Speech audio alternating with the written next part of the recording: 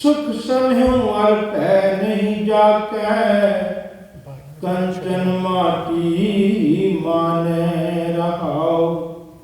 न निंदिया न उष्टत जाकै, लोभ मोह अपमाना।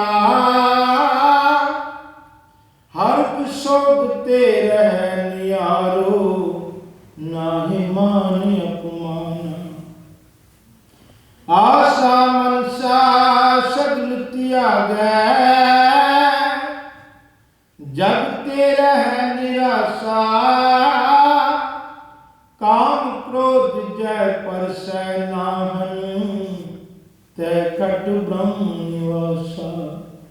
गुर कृपा जे नर को कीनी, ते जुगत पछानी। नानक लीन पयो गोबिंद स्यों, जो पानी संग पानी। गुर कृपा जह नर को कीनी, ते जुगत पछानी। नानक लीन पयो गोबिंद स्यों, जो पानी संग पानी। वाहिगुरु जी का खालसा, वाहिगुरु जी की फतेह। सतनाम श्री वाहिगुरु जी।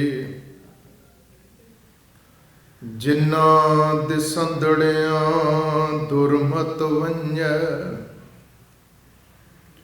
मित्र असाडड़े सेई। हां टुटेंदी जग सबाया, जन नानक विरले के। हां टुटेंदे जग सबाया, जन नानक विरले के। होवै सिफत खसम दे, नूर अरसों कुरसों झटिया। तुध डिठे सचे पातशाह, मल जन्म जन्म दे कटिया। सज्जन सच्चा पातशाह, सिर साहंद साहू। जिस पास बैठिया सोहीए, सबना दा विसाहो। जिस पास बैठिया सोहीए, सबना दा विसाहो। वाहिगुरु जी का खालसा, वाहिगुरु जी की फतेह। जुगो जुग अटल शहनशाह ਸਾਹਿਬਾਂ ਦੀ ਪਾਵਨ ਹਜ਼ੂਰੀ ਵਿੱਚ ਸੁਭਾਏਮਾਨ ਸਨਮਾਨਯੋਗ ਗੁਰੂ ਸਵਾਰੇ ਸਤਸੰਗੀ ਜਨੋ, ਸਾਹਿਬਾਂ ਦੀ ਬਖਸ਼ਿਸ਼ ਹੋਈ ਹੈ। ਟਰਾਈ ਸਟੇਟ ਦੇ ਕੇਂਦਰੀ ਅਸਥਾਨ ਗੁਰਦੁਆਰਾ ਸਾਹਿਬ ਸਿੱਖ ਕਲਚਰ ਸੁਸਾਇਟੀ, ਜਿੱਥੇ ਆਪ ਸਾਰੀਆਂ ਸੰਗਤਾਂ ਅੰਮ੍ਰਿਤ ਵੇਲੇ ਤੋਂ ਹਾਜ਼ਰੀਆਂ ਭਰ ਰਹੇ ਹੋ। ਸਜੇ ਹੋਏ ਦੀਵਾਨਾਂ ਵਿੱਚ ਗੁਰਬਾਣੀ ਕੀਰਤਨ ਆਸਾ ਕੀ ਵਾਰ ਦੇ ਸਾਰੀਆਂ ਸੰਗਤਾਂ ਨੇ ਸਰਵਣ ਕਰਕੇ ਲਾਹਾ ਲਿਆ ਹੈ।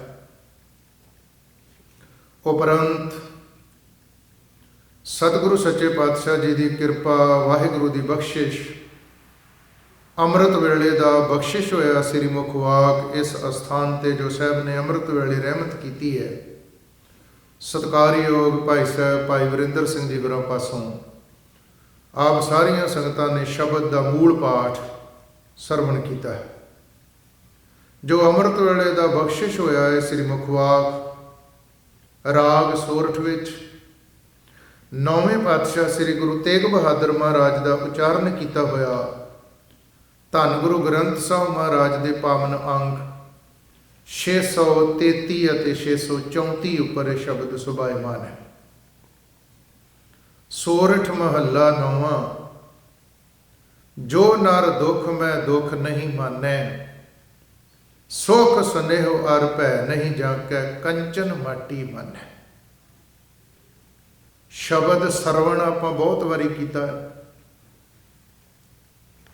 ਕੀਰਤਨ ਰਾਹੀਂ ਵੀ ਸਰਵਣ ਕੀਤਾ ਹੋਏਗਾ, ਹੁਕਮਨਾਮੇ ਦੇ ਰੂਪ 'ਚ ਵੀ ਬਹੁਤ ਵਾਰੀ ਸੁਣਿਆ ਹੋਏਗਾ।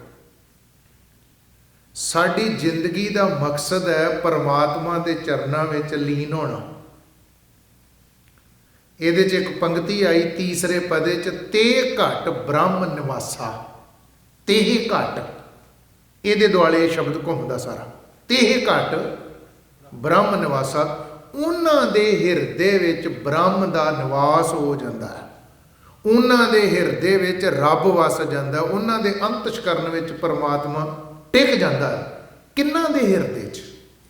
ਇਹ ਸਾਰੇ ਸ਼ਬਦ ਦੀ ਵਿਆਖਿਆ। ਔਰ ਕਮਾਲ ਦੀ ਬਾਤ ਪਤਾ ਕੀ ਜੇ, ਦਾਸ ਨੇ ਕਥਾ ਕਰੀ ਜਾਣੀ ਹੈ ਤੇ ਆਪ ਗੁਰੂ ਕੀ ਸਾਰੀ ਸਾਧ ਸੰਗਤ ਨੇ ਗਿਣੀ ਜਾਣਾ। ਇਹਦੇ 'ਚ 18 ਗੁਣ ਦੱਸੇ ਆ ਗੁਰੂ ਤੇਗ ਬਹਾਦਰ ਸਾਹਿਬ ਨੇ। 18 ਗੁਣ ਇਹਦੇ 'ਚ ਆਉਣਗੇ। ਇੰਜ ਕਹਿ ਲਓ ਜਾਂ 18 ਤਰ੍ਹਾਂ ਦੀਆਂ ਗੱਲਾਂ ਦਾ ਇਹਦੇ ਵਿੱਚ ਜ਼ਿਕਰ ਆਊਗਾ ਇਸ ਸ਼ਬਦ ਦੇ ਵਿੱਚ। ਹੁਣ ਕਥਾ ਦੇ ਵਿੱਚ ਦਾਸ ਨੇ ਇੱਕ ਇੱਕ ਦਾ ਜ਼ਿਕਰ ਨਹੀਂ ਕਰਨਾ ਵੀ ਇੱਕ ਹੋ ਗਈ ਤੇ ਦੋ ਹੋ ਗਈਆਂ।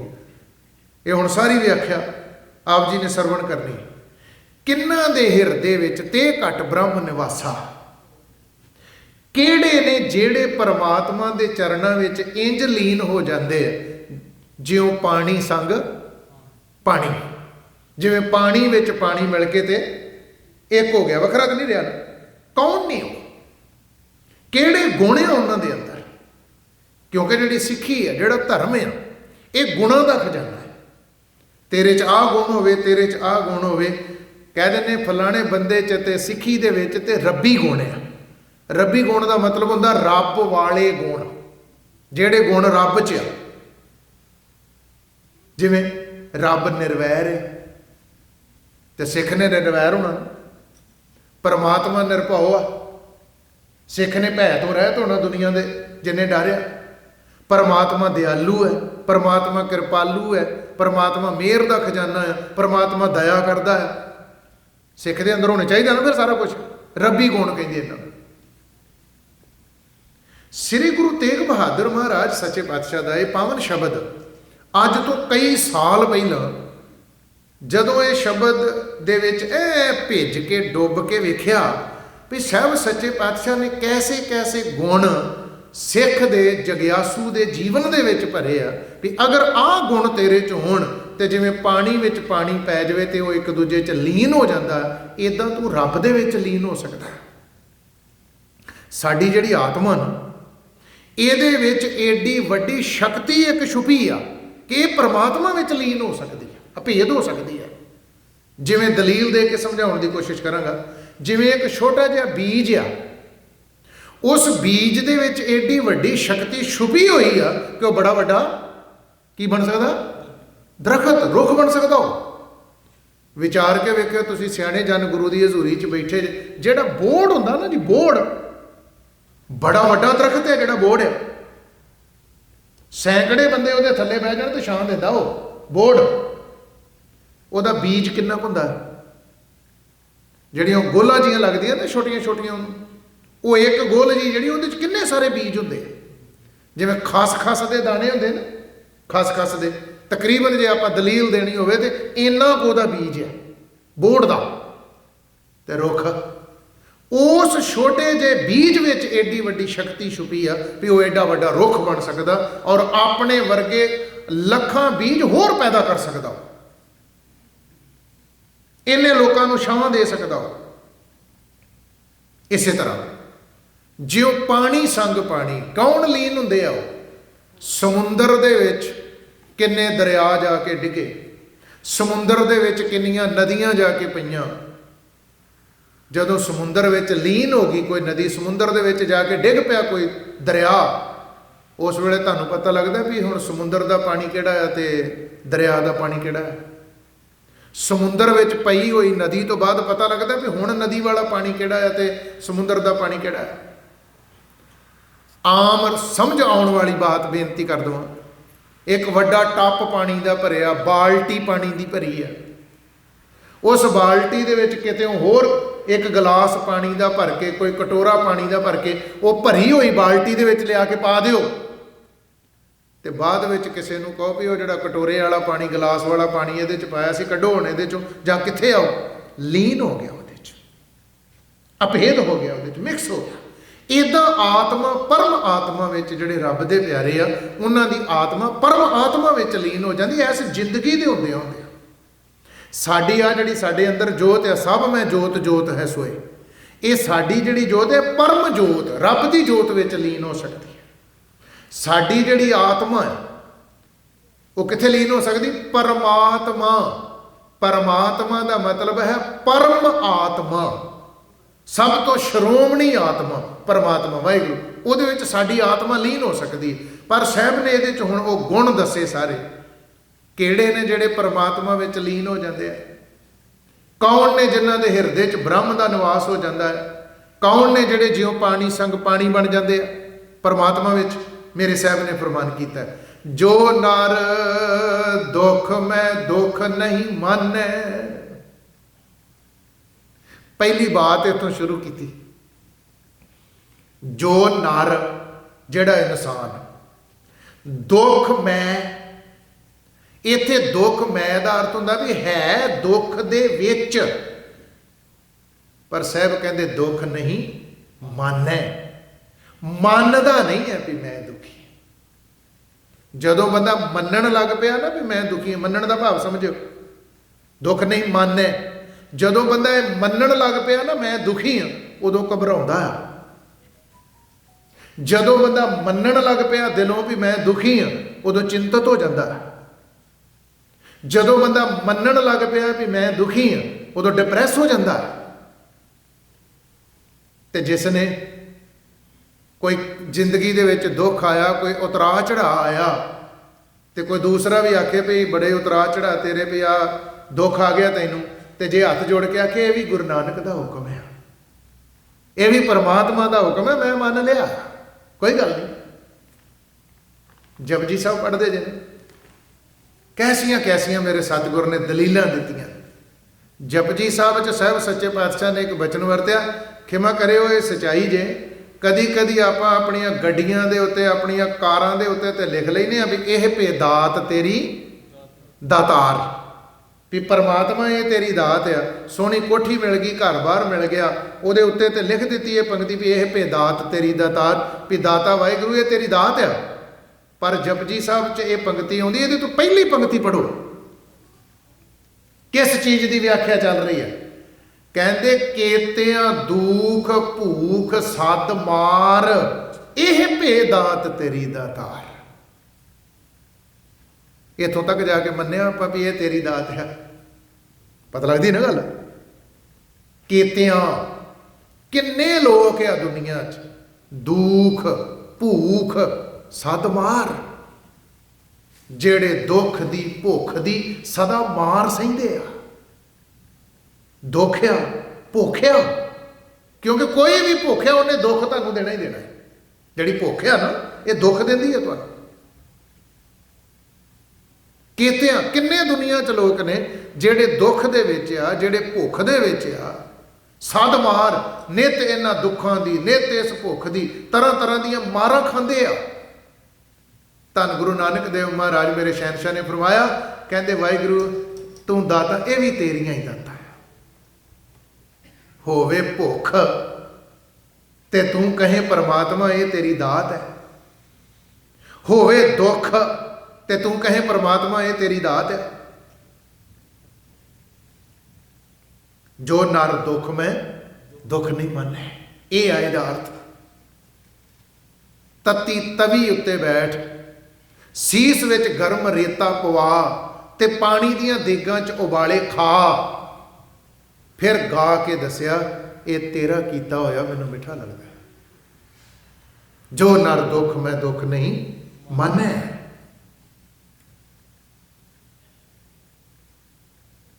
ਜਿਹੜਾ ਹੈ ਦੁੱਖ ਦੇ ਵਿੱਚ ਪਰ ਦੁੱਖ ਮੰਨਦਾ ਨਹੀਂ, ਘਬਰਾਉਂਦਾ ਨਹੀਂ, ਚਿੰਤਤ ਨਹੀਂ ਹੈ, ਇਹ ਤੇਰੀ ਰਜ਼ਾ ਹੈ, ਇਹ ਤੇਰਾ ਭਾਣਾ ਹੈ, ਮੰਨ ਲਿਆ ਮੈਂ। ਆਰਾ ਸਿਰ ਤੇ ਚੱਲ ਰਿਹਾ ਹੋਵੇ ਤੇ ਖੂਨ ਦੀਆਂ ਲਹੂ ਦੀਆਂ ਤਤੀਰੀਆਂ ਛੁੱਟਦੀਆਂ ਹੋਣ, ਤੇ ਸਾਹਮਣੇ ਸ੍ਰੀ ਗੁਰੂ ਤੇਗ ਬਹਾਦਰ ਮਹਾਰਾਜ ਭਾਈ ਮਤੀ ਦਾਸ ਦੇ ਸਨਮੁਖ ਬੈਠੇ ਹੋਣ ਪਿੰਜਰੇ 'ਚ, ਤੇ ਮਤੀ ਦਾਸ ਨੂੰ ਪੁੱਛਣ ਤੇਰੀ ਆਖਰੀ ਖਾਸ਼ ਕੋਈ ਹੈਗੀ ਤੇ ਦੱਸ। ਆਰਾ ਚੱਲਣ ਲੱਗਾ ਹੀ ਸਿਰ ਤੇ। ਉਹ ਕਹਿੰਦਾ ਬਸ ਇਹੋ ਖਾਸ਼ ਹੈ ਵੀ ਜਿਹੜਾ ਮੇਰਾ ਮੂੰਹ ਆ ਉਹ ਗੁਰੂ ਤੇਗ ਬਹਾਦਰ ਸਾਹਿਬ ਵੱਲ ਕਰ ਦੋ। ਆਖਰੀ ਦਮ ਤੱਕ ਜਦੋਂ ਮੈਂ ਆਖਰੀ ਸਾਹ ਵੀ ਲਵਾਂ ਮੇਰੀਆਂ ਅੱਖੀਆਂ ਵਿੱਚ ਮੇਰੇ ਸਤਿਗੁਰ ਦਾ ਦੀਦਾਰ ਹੋਵੇ, ਮੇਰੇ ਅੰਤਸ਼ਕਰਨ ਦੇ ਵਿੱਚ ਮੇਰਾ ਗੁਰੂ ਬੈਠਾ ਹੋਵੇ, ਕੁਛ ਨਹੀਂ ਚਾਹੀਦਾ।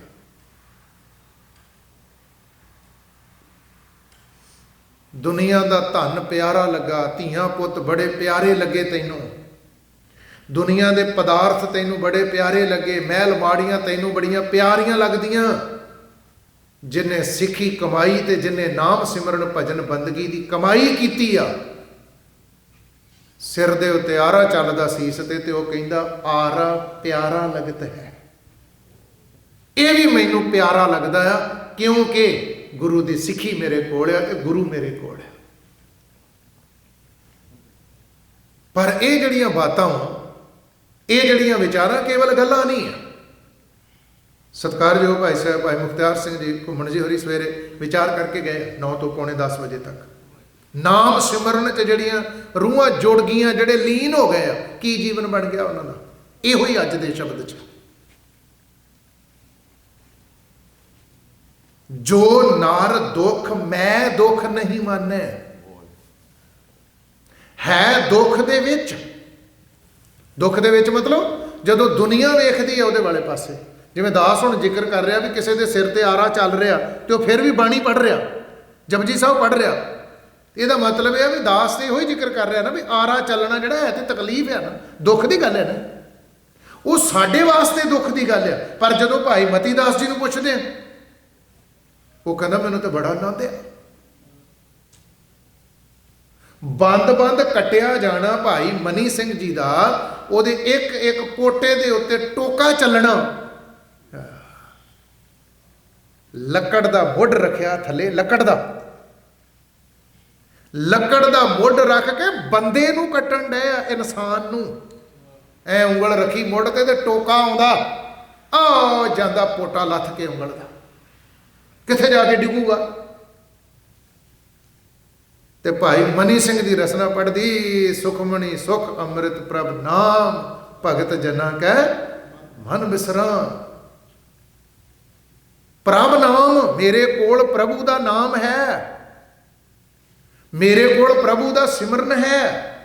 ਤੇ ਉਹ ਜਿਹੜਾ ਸਿਮਰਨ ਆ ਉਹ ਸੁਖ ਮਣੀ, ਸੁੱਖਾਂ ਦੀ ਮਣੀ ਆ, ਉਹ ਜਿਹੜਾ ਨਾਮ ਆ ਮੇਰੇ ਕੋਲ। ਇਸ ਕਰਕੇ ਤੁਸੀਂ ਜੋ ਮਰਜ਼ੀ ਕਰੋ, ਮੈਨੂੰ ਦੁਖੀ ਨਹੀਂ ਕਰ ਸਕਦੇ। ਸ੍ਰੀ ਗੁਰੂ ਤੇਗ ਬਹਾਦਰ ਮਹਾਰਾਜ ਨੇ ਇਸ ਸ਼ਬਦ ਵਿੱਚ ਪਰਮਾਤਮਾ ਵਿੱਚ ਲੀਨ ਹੋਣ ਲਈ, ਅਭੇਦ ਹੋਣ ਲਈ 18 ਗੱਲਾਂ ਦਾ, 18 ਬਾਤਾਂ ਦਾ ਇਹਦੇ 'ਚ ਜ਼ਿਕਰ ਕੀਤਾ। ਇਹ ਗੁਣ ਸਭ ਤੋਂ ਪਹਿਲਾਂ ਇੱਥੋਂ ਸ਼ੁਰੂਆਤ ਕੀਤੀ, ਜੋ ਨਰ ਦੁੱਖ ਮੈਂ ਦੁੱਖ ਨਹੀਂ ਮਾਨੈ। ਹੈ ਦੁੱਖ ਦੇ ਵਿੱਚ। ਦੁਨੀਆ ਕਹਿ ਰਹੀ ਹੈ ਵੀ ਏਡਾ ਵੱਡਾ ਦੁੱਖ ਦਿੱਤਾ ਜਾ ਰਿਹਾ ਇਹਨੂੰ ਦੇਗ 'ਚੋਂ ਵਾਲਿਆ ਜਾ ਰਿਹਾ, ਇਹਨੂੰ ਚਰਖੜੀ ਤੇ ਚੜਾਇਆ ਜਾ ਰਿਹਾ, ਇਹਨੂੰ ਜੰਡ ਨਾਲ ਪੁੱਠਾ ਬੰਨ੍ਹ ਕੇ, ਲੱਤਾਂ ਉੱਪਰ ਨੂੰ ਬੰਨ੍ਹ ਕੇ ਤੇ ਥੱਲੇ ਮਿੱਟੀ ਦਾ ਤੇਲ ਪਾ ਕੇ ਤੇ ਸਰੀਰ ਤੇ ਥੱਲੜਲੇ ਪਾਸਿਓਂ ਇਹਦੇ ਕੇਸਾਂ ਸਿਰ ਵਾਲੇ ਪਾਸਿਓਂ ਇਹਨੂੰ ਅੱਗ ਲਾਈ ਜਾ ਰਹੀ ਆ। ਮੱਚ ਰਿਹਾ, ਸੜ ਰਿਹਾ ਏ, ਜੰਡ ਨਾਲ ਵੱਜਾ ਤੇ ਰਸਨਾ ਤੋਂ ਵਾਹਿਗੁਰੂ ਵਾਹਿਗੁਰੂ ਵਾਹਿਗੁਰੂ ਦਾ ਜਾਪ ਹੋ ਰਿਹਾ। ਕੌਣ? ਭਾਈ ਸਾਹਿਬ ਭਾਈ ਲਛਮਣ ਸਿੰਘ ਧਾਰੋਵਾਲੀਆ, ਸ੍ਰੀ ਨਨਕਾਣਾ ਸਾਹਿਬ, ਸਨ 1921 ਦੇ ਵਿੱਚ।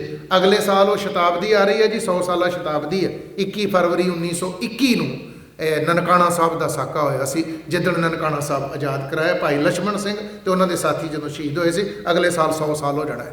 ਇਹ ਸ਼ਤਾਬਦੀ ਹੈ ਉਹਨਾਂ ਸ਼ਹੀਦਾਂ ਦੀ, ਜਿਨ੍ਹਾਂ ਨੂੰ ਤੁਸੀਂ ਅਰਦਾਸ ਵਿੱਚ ਕਹਿੰਦੇ, ਜਿਨ੍ਹਾਂ ਗੁਰਦੁਆਰਿਆਂ ਦੀ ਸੇਵਾ ਲਈ ਕੁਰਬਾਨੀਆਂ ਕੀਤੀਆਂ, ਜਿਨ੍ਹਾਂ ਨੇ ਗੁਰਦੁਆਰਿਆਂ ਦੀ ਸੇਵਾ ਲਈ ਕੁਰਬਾਨੀਆਂ ਕੀਤੀਆਂ। ਕਦੇ ਸ੍ਰੀ ਹਰਿਮੰਦਰ ਸਾਹਿਬ ਵਾਸਤੇ ਬਾਬਾ ਦੀਪ ਸਿੰਘ ਨੇ 18 ਸੇਰ ਦਾ ਖੰਡਾ ਚੁੱਕ ਕੇ ਵਾਹਿਆ ਸੀ ਤੇ ਦੱਸਿਆ ਸੀ ਵੀ ਆਹ ਵਾ ਸਾਡਾ ਗੁਰਦੁਆਰਿਆਂ ਨਾਲ ਪਿਆਰ, ਆਹ ਆ ਸਾਡਾ ਧਰਮ ਅਸਥਾਨਾਂ ਦੇ ਨਾਲ ਪਿਆਰ।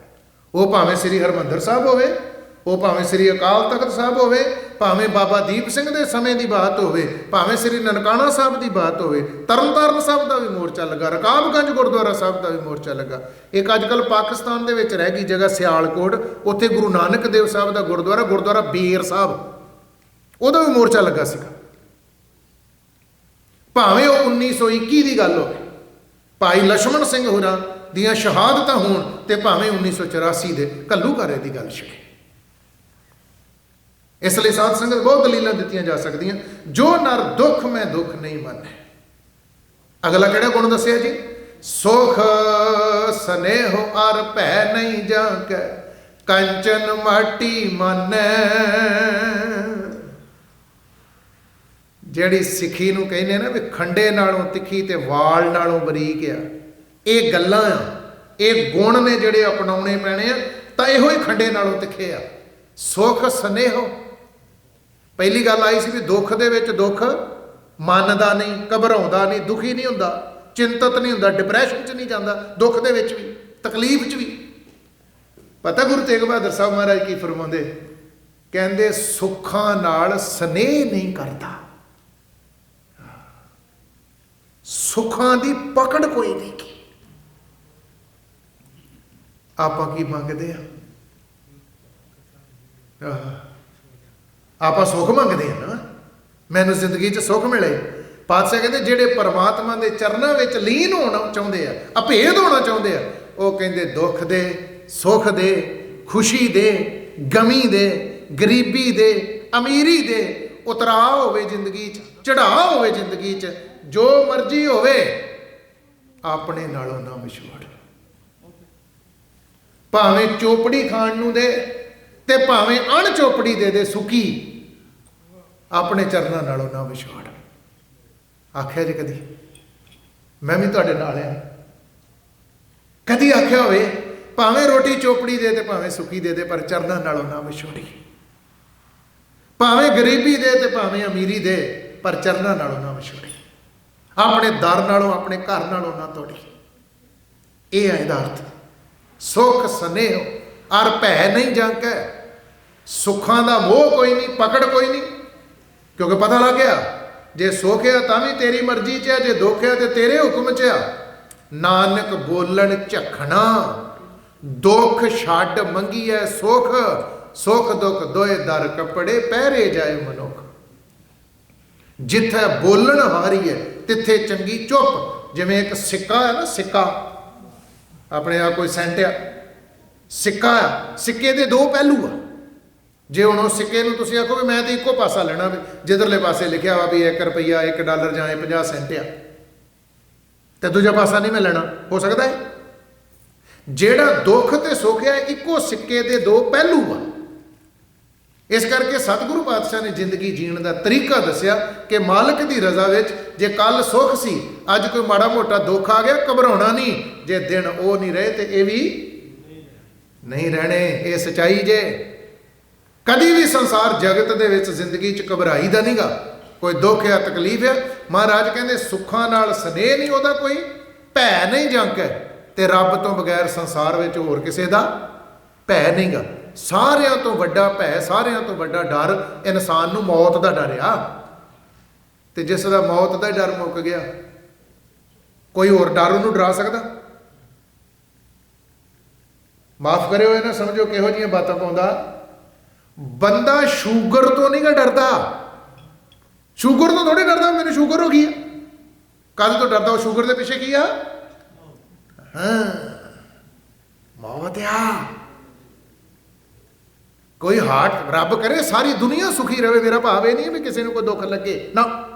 ਸਾਰਾ ਸੰਸਾਰ ਸੁਖੀ ਵਸੇ, ਨਾਨਕ ਨਾਮ ਚੜ੍ਹਦੀ ਕਲਾ, ਤੇਰੇ ਭਾਣੇ ਸਰਬੱਤ ਦਾ ਭਲਾ। ਪਰ ਜੇ ਜ਼ਿੰਦਗੀ ਵਿੱਚ ਕੋਈ ਤਕਲੀਫ ਹੈ ਸਰੀਰਕ ਤੌਰ ਦੇ ਉੱਤੇ, ਤਾਂ ਉਹਦਾ ਮਤਲਬ ਹੈ ਵੀ ਉਹਦੇ ਪਿੱਛੇ ਮੌਤ ਹੈ। ਤਾਂ ਡਰਦਾ ਵੀ ਜੇ ਮੈਂ ਠੀਕ ਨਾ ਹੋਇਆ ਮਰ ਜਾਣਾ।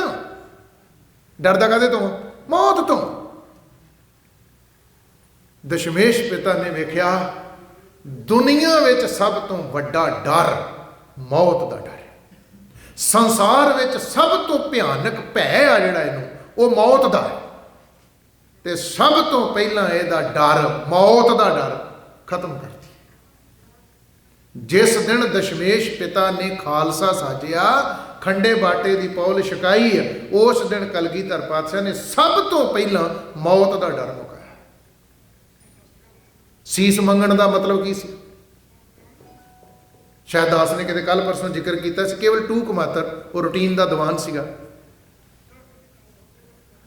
स्टेज दे उत्ते, मंच दे उत्ते खड़े होके नंगी शमशीर लैके ते कलगीधर पातशाह बांह खड़ी करके कहण, मैनू एक सिर की लोड़ आ, कोई अपना सिर कटवाए। किसी इतिहास के पन्ने ते ये लिखिया भी कलगीधर पातशाह ने यह भी नाल कहा भी मैनू ये सिर काहदे वास्ते चाहिए, लिखिया किते? किते कलगीधर पातशाह ने कहा मैं तुहानू अमृत छकाउणा है तो अपना सिर कटाओ, मैं तुहानू खंडे बाटे की पौल छकाउणी, कोई अपना सिर दवे, जेड़ा अपना सिर कटाऊगा मैं फिर तुहानू जीवित कर दूंगा। लिखिया किते इतिहास च? दास ने नहीं पढ़िया, मैनू इन्ने साल हो गए, मैं नहीं पढ़िया किते। दशमेश पिता की आ उंगल खड़ी है, शमशीर हथ च, कहंदे मैनू एक सिर की लोड़ आ, कोई अपना सीस कटवाए इस शमशीर नाल। हद होगी गुरु के सिखो। मगर बैठा लाहौर तो आया, जदों महाराज ने आख्या कोई अपना सिर कटाए, उठ के खड़ा हो गया, उन्हें बांह खड़ी कर दी, कहता हाजिर है जी।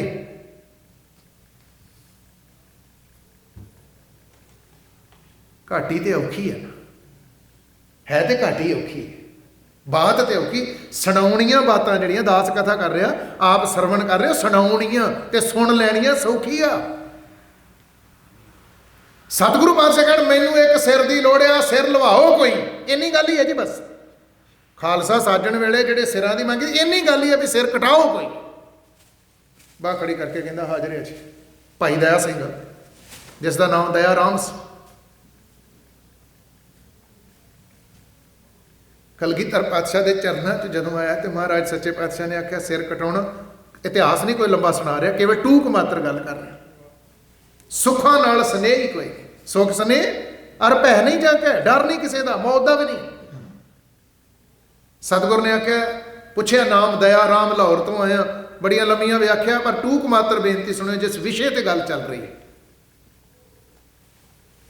सिर लवाएगा, कटवाएगा सिर इस शमशीर नाल। उन्हें एक गल बड़ी कमाल दी आखी, रख चरना ते सिर, साहब सच्चे पातशाह के चरणों च बोलिया, कहंदा दातिया बाजां वाले दशमेश, असल विच जिद्दण दा तेरा पहली वारी दर्शन किया, जिस दिन का दीदार तुहाडा पहली वारी किया, सिर ते उदण दा ही तेरा हो चुकिया आ, अज ते सिर्फ तू लाउणा आ, अज ते सीस सिर्फ तुसीं कटना आ। सीस ते उदण दा ही तेरा, जिद्दण दा तू पहले दिन का दर्शन दिता ते पिठ के उत्ते हथ रख के अपना बनाया, सीस ते उदों दा ही तेरा, जिद्दण दा तेरा दर्शन कर लिया। उन्हें पढ़िया नहीं कला, ये गुरु रामदास पातशाह का शब्द, ये चौथे पातशाह का शब्द आ। सतगुर आग्या सीस भेट दिओ, मंग 10वें जामे च रहा आ, सीस चौथे जामे में गुरु रामदास के रूप में फरमान कर दे, सतगुर आग्या सीस भेट दिओ, जे सतगुर साचे भावै। सीस खलो के मंच तो स्टेज तो मंग 10वें जामे च रहा आ दशमेश के रूप च, पर 5वें जामे में वो ये गल कह गया कि पहला मरण कबूल, जीवन की छड़ आस, हो सबना की रेणुका तो आओ हमारे पास। ये गुरु अर्जन देव साहब का वचन है, पहला मरण कबूल।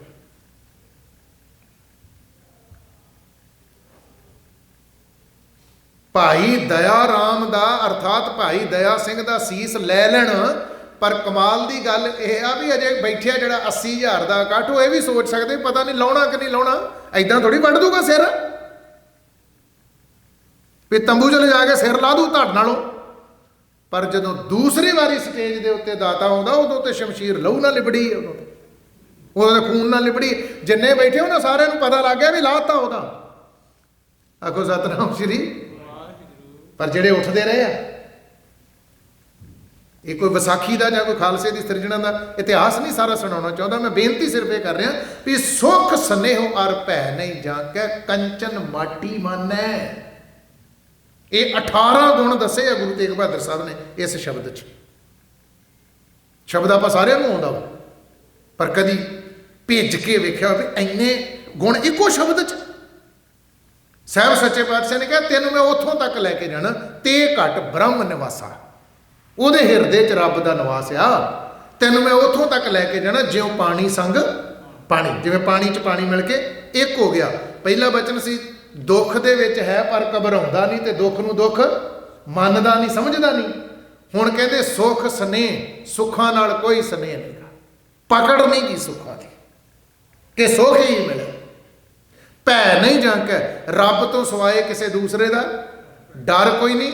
ਤੇ ਡਰ ਤੋਂ ਦਾਸ ਬੇਨਤੀ ਕਰ ਰਿਹਾ ਸੀ ਵੀ ਮੌਤ ਦਾ ਡਰ ਸਭ ਤੋਂ ਭਿਆਨਕ ਹੈ, ਇਹ ਵੀ ਉਹਨਾਂ ਦੇ ਅੰਦਰੋਂ ਮੁੱਕ ਗਿਆ। ਅਗਲੀ ਗੱਲ ਰਹਾਉ ਦੀ ਪੰਕਤੀ 'ਚ ਪਤਾ ਕੀ ਕਹਿ ਰਹੇ, ਕੰਚਨ ਮਾਟੀ ਮਨ ਰਹਾਉ। ਕੰਚਨ ਸੋਨਾ, ਮਾਟੀ ਦਾ ਅਰਥ ਮਿੱਟੀ। ਕੰਚਨ ਮਾਟੀ ਮਨ, ਸੋਨੇ ਨੂੰ ਮਿੱਟੀ ਦੇ ਬਰਾਬਰ ਸਮਝਦਾ ਹੈ। ਪਿਆ ਹੋਵੇ ਸਾਹਮਣੇ ਸੋਨਾ, ਸੋਨੇ ਦਾ ਪਿਆ ਹੋਵੇ ਹਾਰ, ਸੋਨੇ ਦੀ ਪਈ ਹੋਵੇ ਚੈਨੀ, ਸੋਨੇ ਦਾ ਪਿਆ ਹੋਵੇ ਕੜਾ, ਸੋਨੇ ਦੀ ਸਾਹਮਣੇ ਪਈ ਹੋਵੇ ਮੁੰਦਰੀ, ਤੇ ਵੇਖ ਕੇ ਆਖੇ ਮਿੱਟੀ ਪਈ ਆ। ਮਤਲਬ ਇਹ ਵੀ ਖੇ ਹੋ ਜਾਣ ਵਾਲਾ ਆ, ਮਿੱਟੀ ਹੋ ਜਾਣ ਵਾਲਾ ਹੈ। ਸਾਰੇ ਦਾ ਸਾਰਾ ਕੁਝ ਕੂੜ ਦਾ ਪਸਾਰਾ, ਸੋਨਾ ਤੇ ਮਿੱਟੀ ਬਰਾਬਰ ਸਮਝਦਾ ਆ ਵੀ ਸਾਰੇ ਦਾ ਸਾਰਾ ਕੁਝ ਵਿਨਸਣ ਆ ਰਿਹਾ ਹੈ। ਕੂੜ ਰਾਜਾ, ਕੂੜ ਪਰਜਾ, ਕੂੜ ਸਭ ਸੰਸਾਰ, ਕੂੜ ਮੰਡਪ, ਕੂੜ ਮਾੜੀ, ਕੂੜ ਬੈਸਣ ਹਾਰ, ਕੂੜ ਸੋਇਨਾ, ਕੂੜ ਰੂਪਾ, ਕੂੜ ਪਹਿਨਣ ਹਾਰ। ਕੰਚਨ ਮਾਟੀ ਮੰਨੈ, ਕੰਚਨ ਸੋਨੇ ਨੂੰ ਮਾਟੀ ਦੇ ਬਰਾਬਰ, ਮਿੱਟੀ ਦੇ ਬਰਾਬਰ ਸਮਝਦਾ, ਪਕੜ ਕੋਈ ਨਹੀਂ ਪਿਆ ਮੇਰੇ ਕੋਲ ਹੋਵੇ ਆ ਕੁਛ ਹੋਵੇ। ਫਿਰ ਸਾਹਿਬ ਜੀ ਕਹਿੰਦੇ ਨਹਿ ਨਿੰਦਿਆ ਨਹਿ ਉਸਤਤ ਜਾਂ ਕੈ, ਲੋਭ ਮੋਹ ਅਭਮਾਨਾ। ਇੱਕੋ ਪੰਕਤੀ 'ਚ 5 ਗੱਲਾਂ ਦਾ ਜ਼ਿਕਰ ਕੀਤਾ। ਨਹਿ ਨਿੰਦਿਆ ਨਹਿ ਉਸਤਤ ਜਾਂ ਕੈ, ਨਾ ਕਿਸੇ ਦੀ ਨਿੰਦਿਆ ਚੁਗਲੀ ਕਰਦਾ। ਤੇ ਦੂਸਰਾ ਬਚਨ ਹੈ ਨਹਿ ਉਸਤਤ, ਕਿਸੇ ਦੀ ਉਸਤਤ ਨਹੀਂ ਕਰਦਾ। ਉਹ ਆਪਾਂ ਹੁਣ ਬਾਬਾ ਬੁੱਢਾ ਸਾਹਿਬ ਦੀ ਉਸਤਤ ਕਰ ਰਹੇ ਹਾਂ, ਆਪਾਂ ਭਾਈ ਮਤੀ ਦਾਸ ਜੀ ਦੀ ਉਸਤਤ ਕਰ ਰਹੇ ਹਾਂ, ਆਪਾਂ ਪੰਜਾਂ ਪਿਆਰਿਆਂ ਦੀ ਉਸਤਤ ਕਰ ਰਹੇ ਹਾਂ, ਆਪਾਂ ਭਾਈ ਮਨੀ ਸਿੰਘ ਜੀ ਦੀ ਉਸਤਤ ਕਰਕੇ ਹਟੇ ਹੋਣੇ। ਸਾਰਿਆਂ ਦਾ ਜ਼ਿਕਰ ਕੀਤਾ ਨਾ ਆਪਾਂ ਕਥਾ 'ਚ। ਤੇ ਗੁਰੂ ਤੇਗ ਬਹਾਦਰ ਸਾਹਿਬ ਕਹਿੰਦੇ ਨਹਿ ਨਿੰਦਿਆ ਨਹਿ ਉਸਤਤ ਜਾਂ ਕੈ, ਉਹ ਕਿਸੇ ਦੀ ਨਿੰਦਿਆ ਨਹੀਂ ਕਰਦਾ, ਕਿਸੇ ਦੀ ਉਸਤਤ ਨਹੀਂ ਕਰਦਾ। ਧਿਆਨ ਨਾਲ ਸੁਣਿਓ ਬੇਨਤੀ, ਇਹ ਨਿੰਦਿਆ ਬਾਰੇ ਤਾਂ ਪਤਾ ਲੱਗਾ ਵੀ ਉਹ ਕਿਸੇ ਦੀ ਨਿੰਦਿਆ ਨਹੀਂ ਕਰਦਾ ਜੀ। ਤੇ ਮਹਾਰਾਜ ਤੇ ਕਹਿੰਦੇ ਵੀ ਨਹਿ ਉਸਤਤ ਜਾਂ ਕੈ। ਗੁਰੂ ਗ੍ਰੰਥ ਸਾਹਿਬ 'ਚ ਬਚਨ ਹੋਰ ਥਾਵਾਂ ਤੇ ਵੀ ਆਇਆ ਜੀ, ਉਸਤਤ ਨਿੰਦਾ ਦੋ ਤਿਆਗੈ। ਉਸਤਤ ਨਿੰਦਾ ਦੋ, ਇਹ ਕੱਲਾ ਇਹ ਨਹੀਂ ਵੀ ਨਿੰਦਿਆ ਤਿਆਗੇ। ਉਸਤਤ ਨਿੰਦਾ ਦੋ ਤਿਆਗੈ, ਖੋਜੈ ਪਦ ਨਿਰਬੰਨ, ਜਨ ਨਾਨਕ ਇਹ ਖੇਲ ਕਠਨ ਹੈ, ਕਿਨਹੂ ਗੁਰਮੁਖ ਜਾਨਾ। ਇਹ ਵੀ ਗੁਰੂ ਤੇਗ ਬਹਾਦਰ ਸਾਹਿਬ ਦਾ ਸ਼ਬਦ ਹੈ। ਕਹਿੰਦੇ ਪਰ ਹੈ ਇਹ ਖੇਡ ਕਠਨ, ਔਖੀ ਹੈ। ਪਰ ਬੇਨਤੀ ਸੁਣਿਓ, ਜਿੱਥੇ ਨਿੰਦਿਆ ਤੇ ਉਸਤਤ ਛੱਡਣ ਦੀ ਗੱਲ ਆ, ਝੂਠੀ ਨਿੰਦਿਆ ਤੇ ਝੂਠੀ ਉਸਤਤ ਨਹੀਂ ਕੀ ਕਰਨੀ। ਹੋਰ ਠੇਠ ਪੰਜਾਬੀ 'ਚ ਬੇਨਤੀ ਕਰਾਂ, ਸਾਰਿਆਂ ਨੂੰ ਪਤਾ ਲੱਗ ਜੇ, ਨਿੰਦਿਆ ਨਹੀਂ ਕਰਨੀ ਤੇ ਉਸਤਤ ਨਹੀਂ ਕਰਨੀ। ਕਿਹੜੀ? ਬੂਟੇ ਦੇ ਨਾਲ ਲੱਗਾ ਆ ਗੁਲਾਬ ਦਾ ਫੁੱਲ, ਬੂਟੇ ਨਾਲ ਲੱਗਾ ਗੁਲਾਬ ਦਾ ਫੁੱਲ, ਤੇ ਤੂੰ ਆਖੇ ਵੀ ਕੰਡਾ ਲੱਗਾ ਆ। ਇਹ ਕੀ ਆ? ਕੰਡਾ। ਇਹ ਆ ਝੂਠੀ ਨਿੰਦਿਆ। ਨਿੰਦਿਆ ਕਰ ਰਿਹਾ ਤੂੰ।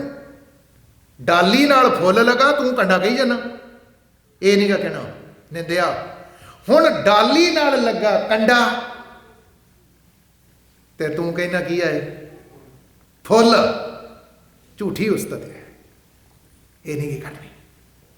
ਖੁਸ਼ਾਮਦ ਨਾ ਕਰ, ਕੰਡੇ ਨੂੰ ਫੁੱਲ ਨਾ ਕਹਿ, ਇਹ ਖੁਸ਼ਾਮਦ ਆ। ਗੁਰੂ ਨਾਨਕ ਦੇਵ ਦੇ ਸਾਹਮਣੇ ਬਾਬਰ ਬੈਠਾ ਤੇ ਗੁਰੂ ਨਾਨਕ ਦੇਵ ਸਾਹਿਬ ਨੇ ਆਖਿਆ ਵੀ ਤੂੰ ਬੜਾ ਚੰਗਾ ਬੰਦਾ। ਜਦੋਂ ਗੁਰੂ ਨਾਨਕ ਦੇਵ ਸਾਹਿਬ ਨੇ ਏਮਨਾਬਾਦ ਬਾਬਰ ਨੂੰ ਜਾਬਰ ਆਖਿਆ ਨਾ, ਇਹ ਪੜ੍ਹਿਆ ਤੇ ਆਪਾਂ ਬਹੁਤ ਵਾਰੀ ਆ, ਸੁਣਿਆ ਵੀ ਆ, ਪਰ ਮਾਹੌਲ ਕਿਹੋ ਜਿਹਾ ਵਾ ਉਸ ਵੇਲੇ, ਜਿਹੜੇ ਮਾਹੌਲ 'ਚ ਕਿਹਾ ਵਾ ਬਾਬੇ ਨਾਨਕ। ਆਲੇ ਦੁਆਲੇ ਲਾਸ਼ਾਂ ਦੇ ਢੇਰ ਲੱਗੇ ਆ, ਲਾਸ਼ਾਂ ਦੇ ਢੇਰ ਲੱਗੇ ਆਲੇ ਦੁਆਲੇ। ਲਹੂ ਦੀਆਂ ਨਦੀਆਂ ਵਹਿ ਰਹੀਆਂ ਆਲੇ ਦੁਆਲੇ, ਲਾਸ਼ ਤੇ ਲਾਸ਼ ਚੜੀ, ਲੋਥਾਂ ਤੇ ਲੋਥਾਂ ਚੜੀਆਂ, ਗਿਰਜਾਂ ਮਾਸ ਖਾ ਰਹੀਆਂ ਲੋਕਾਂ ਦਾ, ਜਿਹੜੀਆਂ ਲਾਸ਼ਾਂ ਵਿਛੀਆਂ ਉੱਥੇ। ਬਾਬਾ ਨਾਨਕ ਮੇਰਾ ਸ਼ਹਿਨशाह, ਉਹਨਾਂ ਦੇ ਵਿੱਚ ਬੈਠਾ ਮੇਰਾ ਦਾਤਾ, ਤੇ ਬਾਬਰ ਸਾਹਮਣੇ ਬੈਠਾ, ਤੇ ਉਹ ਸਾਰੀਆਂ ਲਾਸ਼ਾਂ ਕਿੰਨੇ ਲਾਏ ਢੇਰ?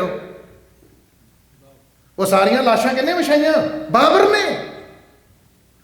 ਤੇ ਤਲਵਾਰ ਅਜੇ ਵੀ ਉਹਦੇ ਹੱਥ 'ਚ ਹੈ ਬਾਬਰ ਦੇ, ਇਹ ਚੇਤੇ ਰੱਖਣੀ। ਲਹੂ ਨਾਲ ਲਿਬੜੀ ਤਲਵਾਰ ਅਜੇ ਵੀ ਉਹਦੇ ਹੱਥ 'ਚ ਹੈ ਬਾਬਰ ਦੇ, ਬੈਠਾ ਵਾ ਆਸਣ ਲਾ ਕੇ ਆਪਣਾ ਤਖਤ। ਤੇ ਗੁਰੂ ਨਾਨਕ ਦੇਵ ਸਾਹਿਬ ਨੇ ਸਾਹਮਣੇ ਬਹਿ ਕੇ ਉਹਨੂੰ ਕੀ ਆਖਿਆ? ਸੱਚ ਕੀ ਬਾਣੀ ਨਾਨਕ ਆਖੈ। ਇਹ ਉੱਥੇ ਆਖਿਆ ਉਹ ਭਰੀਆਂ ਲਾਸ਼ਾਂ ਦੇ ਢੇਰ 'ਚ। ਸੱਚ ਕੀ ਬਾਣੀ ਨਾਨਕ ਆਖੈ, ਸੱਚ ਸੁਣਾਏ ਸੀ ਸੱਚ ਕੀ ਬੇਲਾ।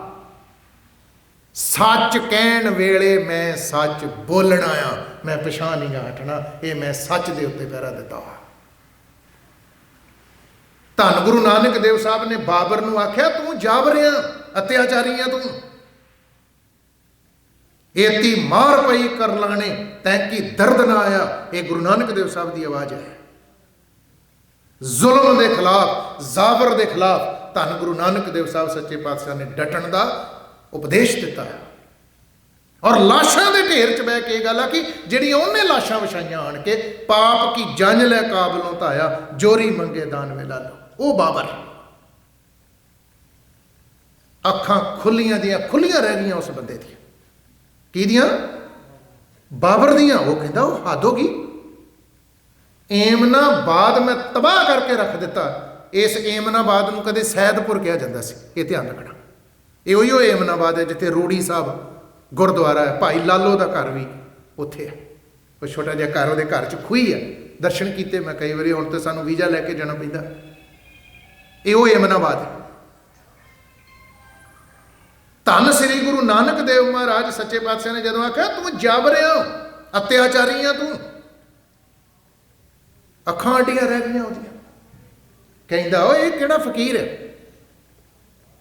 ਇਹ ਕਿਹੜਾ ਐਸਾ ਸਾਧੂ ਆ ਗਿਆ ਮੈਨੂੰ ਜਾਬਰ ਕਹਿਣ ਵਾਲਾ। ਆਲੇ ਦੁਆਲੇ ਮੇਰੀਆਂ ਫੌਜਾਂ ਤੋਪਾਂ ਲੈ ਕੇ, ਹਥਿਆਰ ਲੈ ਕੇ, ਕੀ ਕੁਝ ਲੈ ਕੇ ਖਲੋਤੀਆਂ, ਤੇ ਲਾਸ਼ਾਂ ਦੇ ਢੇਰ ਲੱਗੇ, ਤਬਾਹੀ ਮਚਾਤੀ ਮੈਂ ਏਮਨਾਬਾਦ ਦੀ ਧਰਤੀ ਤੇ ਆ ਕੇ। ਇਹ ਮੈਨੂੰ ਕਹਿ ਰਿਹਾ ਤੂੰ ਜਾਬਰਿਆ। 4 ਸ਼ਬਦ ਗੁਰੂ ਨਾਨਕ ਦੇਵ ਸਾਹਿਬ ਨੇ ਗੁਰੂ ਗ੍ਰੰਥ ਸਾਹਿਬ 'ਚ ਉਚਾਰਨ ਕੀਤੇ, ਜਿਨ੍ਹਾਂ ਦਾ ਸੰਬੰਧ ਬਾਬਰ ਦੇ ਨਾਲ ਸੀ। ਕਿਤੇ ਵਿਚਾਰ ਕਰਾਂਗੇ। ਇਹ ਸ਼ਬਦ ਵੀ ਉਦੋਂ ਹੀ ਆਖਿਆ, ਜਿਨ ਸਿਰ ਸੋਹਣ ਪੱਟੀਆਂ ਮੰਗੀ ਪਾਏ ਸੰਦੂਰ। ਜਿਨ੍ਹਾਂ ਔਰਤਾਂ ਦੇ ਸਿਰ ਦੇ ਉੱਤੇ ਸੁੰਦਰ ਕੇਸਾਂ ਦੀਆਂ ਪੱਟੀਆਂ ਸੋਹਣੀਆਂ ਤੇ ਸੰਧੂਰ ਪਾਏ ਸੀ ਉਹਨਾਂ ਨੇ ਆਪਣੇ ਸਿਰ 'ਚ। ਸੇ ਸਿਰ ਕਾਤੀ ਮੁੰਨੀਆਂ ਗਲ ਵਿੱਚ ਆਵੇ ਧੂੜ। ਅੱਜ ਇਹਨਾਂ ਦੇ ਉੱਤੇ ਮਿੱਟੀ ਘੱਟਾ ਪੈ ਰਿਹਾ ਤੇ ਸਿਰ ਮੁੰਨ ਦਿੱਤੇ ਉਹਨੇ ਆਣ ਕੇ ਇੱਥੇ ਲੋਕਾਂ ਦੇ, ਬਾਬਰ ਨੇ। ਉਹ ਕਹਿੰਦਾ ਮੈਂ ਜਾਬਰ? ਗੁਰੂ ਨਾਨਕ ਦੇਵ ਸਾਹਿਬ ਨੇ ਆਖਿਆ ਹਾਂ। ਔਰ ਇਹਦਾ ਨਤੀਜਾ ਇਹ ਵੀ ਹੈ ਨਾਲ ਕਿ ਗੁਰੂ ਨਾਨਕ ਦੇਵ ਸਾਹਿਬ ਨੂੰ ਬਾਬਰ ਦੀ ਕੈਦ ਵੀ ਕੱਟਣੀ ਪਈ। ਫੜ ਕੇ ਉਹਨੇ ਆਖਿਆ ਇਹਨਾਂ ਨੂੰ ਅੰਦਰ ਦਿਓ। ਇਹ ਵੱਖਰੀ ਬਾਤ ਹੈ ਵੀ ਜਿਹੜੇ ਕੈਦੀ ਬਣਾਏ ਸੀ ਉਹਨੇ, ਜਿਨ੍ਹਾਂ ਨੂੰ ਚੱਕੀਆਂ ਪੀਣ ਲਾਇਆ ਸੀ, ਬਾਬੇ ਨੂੰ ਵੀ ਆਖਿਆ ਸੀ ਉਹਨੇ ਵੀ ਤੂੰ ਵੀ ਚੱਕੀ ਪੀ। ਧੰਨ ਗੁਰੂ ਨਾਨਕ ਦੇਵ ਸਾਹਿਬ ਨੇ ਆਖਿਆ ਸੀ, ਮਰਦਾਨਿਆਂ ਰਬਾਬ ਛੇੜ, ਸ਼ਬਦ ਦੀ ਧੁਨ ਲਾਈਏ। ਅੱਜ ਨੇ ਚੱਕੀਆਂ ਪੀਣ ਵਾਲੇ ਇਸ ਕੈਦ ਨੂੰ, ਇਸ ਜੇਲ੍ਹ ਖਾਨੇ ਨੂੰ ਸੱਚਖੰਡ ਬਣਾ ਦਈਏ। ਉਹਨੇ ਉਹਦੀ ਕੈਦ 'ਚ ਜਾ ਕੇ ਉਸ ਜੇਲ੍ਹ ਨੂੰ ਉਹਨੇ ਸੱਚਖੰਡ ਬਣਾਤਾ। ਜਦੋਂ ਮਰਦਾਨੇ ਦੀ ਛੜੀ ਰਬਾਬ ਬਾਬੇ ਨੇ ਗਾਈ ਖਸਮ ਦੀ ਬਾਣੀ ਤੇ ਚੱਕੀਆਂ ਚੱਲ ਰਹੀਆਂ, ਤੇ ਜਿੰਨੇ ਉੱਥੇ ਕੈਦੀ ਬੈਠੇ ਉਹ ਗੁਰੂ ਨਾਨਕ ਦੀ ਸੰਗਤ ਬਣ ਗਈ। ਉਹ ਗੁਰੂ ਨਾਨਕ ਦੀ ਸਾਧ ਸੰਗਤ ਬਣ ਗਈ। ਉਹ ਸਾਰੇ ਵਾਹਿਗੁਰੂ ਦੀ ਧੁਨ ਵਿੱਚ ਗਾਉਣ ਲੱਗ ਪਏ ਉਹ ਲੋਕ ਸਾਰੇ। ਉਹ ਬਾਬਰ ਕਹਿੰਦਾ ਹੱਦ ਹੋ ਗਈ। ਭਾਈ ਸੰਤੋਖ ਸਿੰਘ ਨੇ ਲਿਖਿਆ ਬਚਨ ਬੜੇ ਵਿਸਤਾਰ 'ਚ। ਉਹ ਬਾਬਰ ਉਦੋਂ ਝੁਕਿਆ ਗੁਰੂ ਨਾਨਕ ਦੇਵ ਸਾਹਿਬ ਦੇ ਚਰਨਾਂ ਤੇ ਸਦੋਂ ਸਤਿਗੁਰੂ ਨੂੰ ਆਖਿਆ ਨਾ, ਮਹਾਰਾਜ ਮੈਂ ਜਾਬਰ ਕਿਵੇਂ ਹੋਇਆ, ਅਤਿਆਚਾਰੀ ਮੈਂ ਕਿਵੇਂ ਹੋਇਆ? ਮਹਾਰਾਜ ਸੱਚੇ ਪਾਤਸ਼ਾਹ ਨੇ ਆਖਿਆ, ਜੇ ਆਪਣੇ ਆਪ ਨੂੰ ਜਾਬਰ ਅਤਿਆਚਾਰੀ ਵੇਖਣਾ ਹੀ ਨਾ, ਅੱਜ ਅੱਧੀ ਰਾਤ ਭਾਵੇਂ ਆਪਣੇ ਘੋੜੇ ਤੇ ਸਵਾਰ ਹੋ ਕੇ, ਭਾਵੇਂ ਆਪਣੇ ਰੱਥ ਜੋ ਉਸ ਵੇਲੇ ਦੀ ਸਵਾਰੀਆਂ ਸੀਗੀਆਂ, ਸਵਾਰ ਹੋ ਕੇ ਆਪਣੇ ਘੋੜੇ ਤੇ ਆ ਸੈਦਪੁਰ ਦੀਆਂ, ਏਮਨਾਬਾਦ ਦੀਆਂ ਗਲੀਆਂ 'ਚ ਇੱਕ ਅੱਧੀ ਰਾਤ ਨੂੰ ਚੱਕਰ ਲਾ ਕੇ ਆਏ। ਇਹਨਾਂ ਘਰਾਂ ਦੇ ਵਿੱਚੋਂ ਜਿਨ੍ਹਾਂ ਔਰਤਾਂ ਦੇ ਤੂੰ ਪਤੀ ਖੋਹ ਲਿਆ, ਉਹਨਾਂ ਦੀਆਂ ਆਵਾਜ਼ਾਂ ਤੇ ਉਹਨਾਂ ਦੀਆਂ ਕੂਕਾਂ ਤੇ ਉਹਨਾਂ ਦੀਆਂ ਹੂਕਾਂ ਕੰਨ ਪਾੜ ਦੇਣਗੀਆਂ ਤੇਰੇ। ਜਿਨ੍ਹਾਂ ਮਾਵਾਂ ਦੇ ਪੁੱਤ ਤੂੰ ਧਰਤੀ ਦੇ ਉੱਤੇ ਵਿਛਾਤੇ ਆ, ਲਹੂ ਦੀਆਂ ਨਦੀਆਂ ਵਹਾਤੀਆਂ, ਉਹਨਾਂ ਮਾਵਾਂ ਦੀਆਂ ਆਵਾਜ਼ਾਂ ਸੁਣੀ, ਉਹਨਾਂ ਪਤਨੀਆਂ ਦੀਆਂ ਆਵਾਜ਼ਾਂ ਸੁਣੀ, ਉਹਨਾਂ ਭੈਣਾਂ ਦੀਆਂ ਆਵਾਜ਼ਾਂ ਸੁਣੀ। ਅੱਧੀ ਰਾਤ ਜਾਈ ਇਸ ਏਮਨਾਬਾਦ ਦੀਆਂ ਗਲੀਆਂ 'ਚ, ਤੇਰੇ ਕੰਨ ਪਾੜ ਜਾਣਗੇ ਉਹਨਾਂ ਦੀਆਂ ਕੂਕਾਂ, ਉਹਨਾਂ ਦੀਆਂ ਹੂਕਾਂ ਸੁਣ ਕੇ, ਜੋ ਤੂੰ ਅਤਿਆਚਾਰ ਕੀਤਾ। ਤੇਰੀ ਰੂਹ ਤੈਨੂੰ ਅੰਦਰੋਂ ਆਖੇਗੀ, ਬਾਬਰ ਤੂੰ ਜਾਬਰ ਹੈ, ਤੂੰ ਇਹ ਅਤਿਆਚਾਰ ਕੀਤਾ।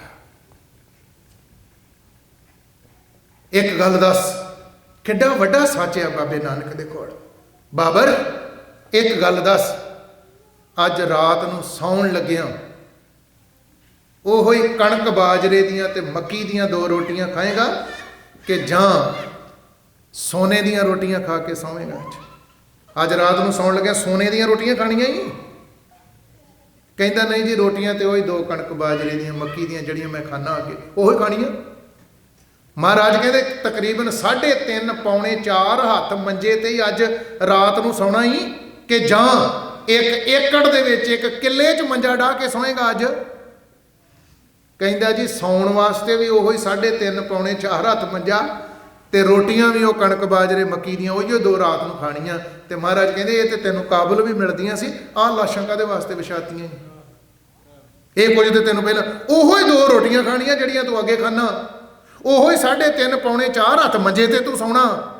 ਆਹ ਢੇਰ ਕਾਹਦੇ ਵਾਸਤੇ ਲਾਤੇ ਆ? ਇਹ ਲਹੂ ਕਾਹਦੇ ਵਾਸਤੇ ਡੋਲਤਾ ਹੀ ਨਾ? ਜਾਂ ਤੇ ਹੋਵੇ ਨਾ ਵੀ ਹੁਣ ਤੂੰ ਕਣਕ ਦੀਆਂ ਰੋਟੀਆਂ ਬਾਜਰੇ ਮੱਕੀ ਦੀਆਂ ਰੋਟੀਆਂ ਨਹੀਂ ਖਾਣੀਆਂ, ਹੁਣ ਤੂੰ ਸੋਨੇ ਦੀਆਂ ਰੋਟੀਆਂ ਖਾਣੀਆਂ। ਅੱਜ ਸੋਨੇ ਦੀ ਰੋਟੀ ਨਾਲ ਪੇਟ ਭਰੇਗਾ? ਉਹੋ ਹੀ ਰੋਟੀ, ਉਹੀਓ ਮੰਜਾ, ਉਹੀਓ ਨੀਂਦ, ਤੇ ਆਹ ਅਤਿਆਚਾਰ। ਤਾਂ ਮੈਂ ਤੈਨੂੰ ਕਿਹਾ ਵਾ ਵੀ ਤੂੰ ਜਾ ਭਰਿਆ। ਉਹ ਵਕਤ ਸੀ ਸੱਚ ਕੀ ਬਾਣੀ ਨਾਨਕ ਆਖੈ, ਸੱਚ ਸੁਣਾਏ ਸੀ ਸੱਚ ਕੀ ਬੇਲਾ। ਉਹ ਬਾਬਰ ਜਿਨੇ ਆਪਣਾ ਤਖਤ ਲਾ ਕੇ ਰਾਜ ਕਾਇਮ ਕਰ ਲਿਆ ਸੀਗਾ ਆਪਣਾ, ਉਹ ਦੀਨ ਦੁਨੀਆ ਦੇ ਮਾਲਕ ਗੁਰੂ ਨਾਨਕ ਦੇ ਚਰਨਾਂ ਤੇ ਸਿਰ ਰੱਖ ਕੇ ਬਹਿ ਗਿਆ। ਗੁਰੂ ਨਾਨਕ ਕਿਰਪਾ ਕਰਕੇ ਆਪਣਾ ਮੁਰੀਦ ਬਣਾ ਲਾ ਬੈਠਾ। ਭਾਵੇਂ ਸਾਹਿਬ ਸੱਚੇ ਪਾਤਸ਼ਾਹ ਨੇ ਉਹਦੇ ਨਾਲ ਟੱਕਰ ਲਈ, ਉਹਨੂੰ ਸੱਚ ਸੁਣਾਇਆ, ਪਰ ਇਹ ਗੱਲ ਤੁਹਾਨੂੰ ਕਦੀ ਨਾ ਭੁੱਲੇ ਗੁਰੂ ਕੇ ਸਿੱਖੋ ਖਾਲਸਾ ਜੀ, ਇੱਕ ਪਾਸੇ ਬਾਬਰ ਤੇ ਇੱਕ ਪਾਸੇ ਬਾਬਾ, ਇਹ ਟੱਕਰ ਅੱਜ ਵੀ ਚੱਲ ਰਹੀ ਹੈ। ਇੱਕ ਪਾਸੇ ਬਾਬਰ ਕੇ ਤੇ ਦੂਜੇ ਪਾਸੇ ਬਾਬੇ ਕੇ। ਬਾਬੇ ਕੇ ਭਾਵ ਗੁਰੂ ਨਾਨਕ ਦੇਵ ਮਹਾਰਾਜ ਸੱਚੇ ਪਾਤਸ਼ਾਹ ਦਾ ਦਰ ਕਰ, ਬਾਬਰ ਕਿਆਂ ਦੀ ਤੇ ਬਾਬੇ ਦੀ ਟੱਕਰ ਇਹ ਸ਼ੁਰੂ ਤੋਂ ਹੀ ਚੱਲਦੀ ਰਹੀ ਹੈ। ਅੱਜ ਕੋਈ ਨਵੀਂ ਗੱਲ ਨਹੀਂ ਗਈ ਹੈ। ਜੇ ਅੱਜ ਦੀ ਆਪਾਂ ਬਾਤ ਪਾ ਰਹੇ ਨਾ, ਅੱਜ ਦੀ ਆਪਾਂ ਗੱਲ ਕਰ ਰਹੇ ਹਾਂ। ਆ ਪੰਜਾਬ ਦੇ ਵਿੱਚ ਵੇਖ ਲਓ ਤੁਸੀਂ ਕੀ ਸਿਸਟਮ ਕਿੰਨਾ ਸੱਚ ਹੈ, ਇਹਦੇ 'ਚ ਕੀ ਨਹੀਂ। ਆਉਣ ਵਾਲਾ ਸਮਾਂ ਹਾਲਾਤ ਜਿਹੜੇ ਉਹ ਕੀ ਬਣ ਰਹੇ ਆ ਪੰਜਾਬ ਦੇ। ਜਿਹੜਾ ਰਾਜਪਾਲ ਆ ਪੰਜਾਬ ਦਾ, ਗਵਰਨਰ ਹੈ ਜਿਹੜਾ, ਉਹਨੇ ਜਿਹੜਾ ਉਹਦਾ ਪਰਸਨਲ ਸੈਕਟਰੀ ਆ ਪੰਜਾਬ ਦਾ, ਜਿਹੜਾ ਉਹਦੇ ਨਾਲ ਮੀਟਿੰਗ ਕੀਤੀ ਉਹਨੇ ਕੱਲ। ਇਹ ਮੀਟਿੰਗਾਂ ਬੜਾ ਸਟੇਟ ਦੇ ਵਿੱਚ ਜਦੋਂ ਕੋਈ ਬੜਾ ਤੂਫਾਨ ਮੱਚਦਾ, ਜਦੋਂ ਕੋਈ ਬਹੁਤ ਵੱਡੀ ਪੱਧਰ ਦੇ ਉੱਤੇ ਗਵਰਨਮੈਂਟ ਦੇ ਖਿਲਾਫ ਜਦੋਂ ਕੋਈ ਮੁਜ਼ਾਹਰੇ ਇਤਆਦਕ ਹੁੰਦੇ ਆ, ਉਸ ਵੇਲੇ ਜਿਹੜਾ ਉਹ ਰਾਜਪਾਲ ਗਵਰਨਰ ਆ, ਤੁਸੀਂ ਤਾਂ ਬਹੁਤ ਜ਼ਿਆਦਾ ਜਾਣਕਾਰ ਜੇ, ਉਸ ਵੇਲੇ ਉਹ ਕਈ ਵਾਰੀ ਗਵਰਨਰੀ ਸ਼ਾਸਨ ਜਿਹਨੂੰ ਤੁਸੀਂ ਰਾਸ਼ਟਰਪਤੀ ਰਾਜ ਕਹਿੰਦੇ ਜੇ, ਉਹਨਾਂ ਦਿਨਾਂ ਦੇ ਵਿੱਚ ਇਹੋ ਜਿਹੀਆਂ ਮੀਟਿੰਗਾਂ ਜਿਹੜੀਆਂ ਉਹ ਕੀਤੀਆਂ ਜਾਂਦੀਆਂ। ਆਖੋ ਸਤਨਾਮ ਸ਼੍ਰੀ ਵਾਹਿਗੁਰੂ।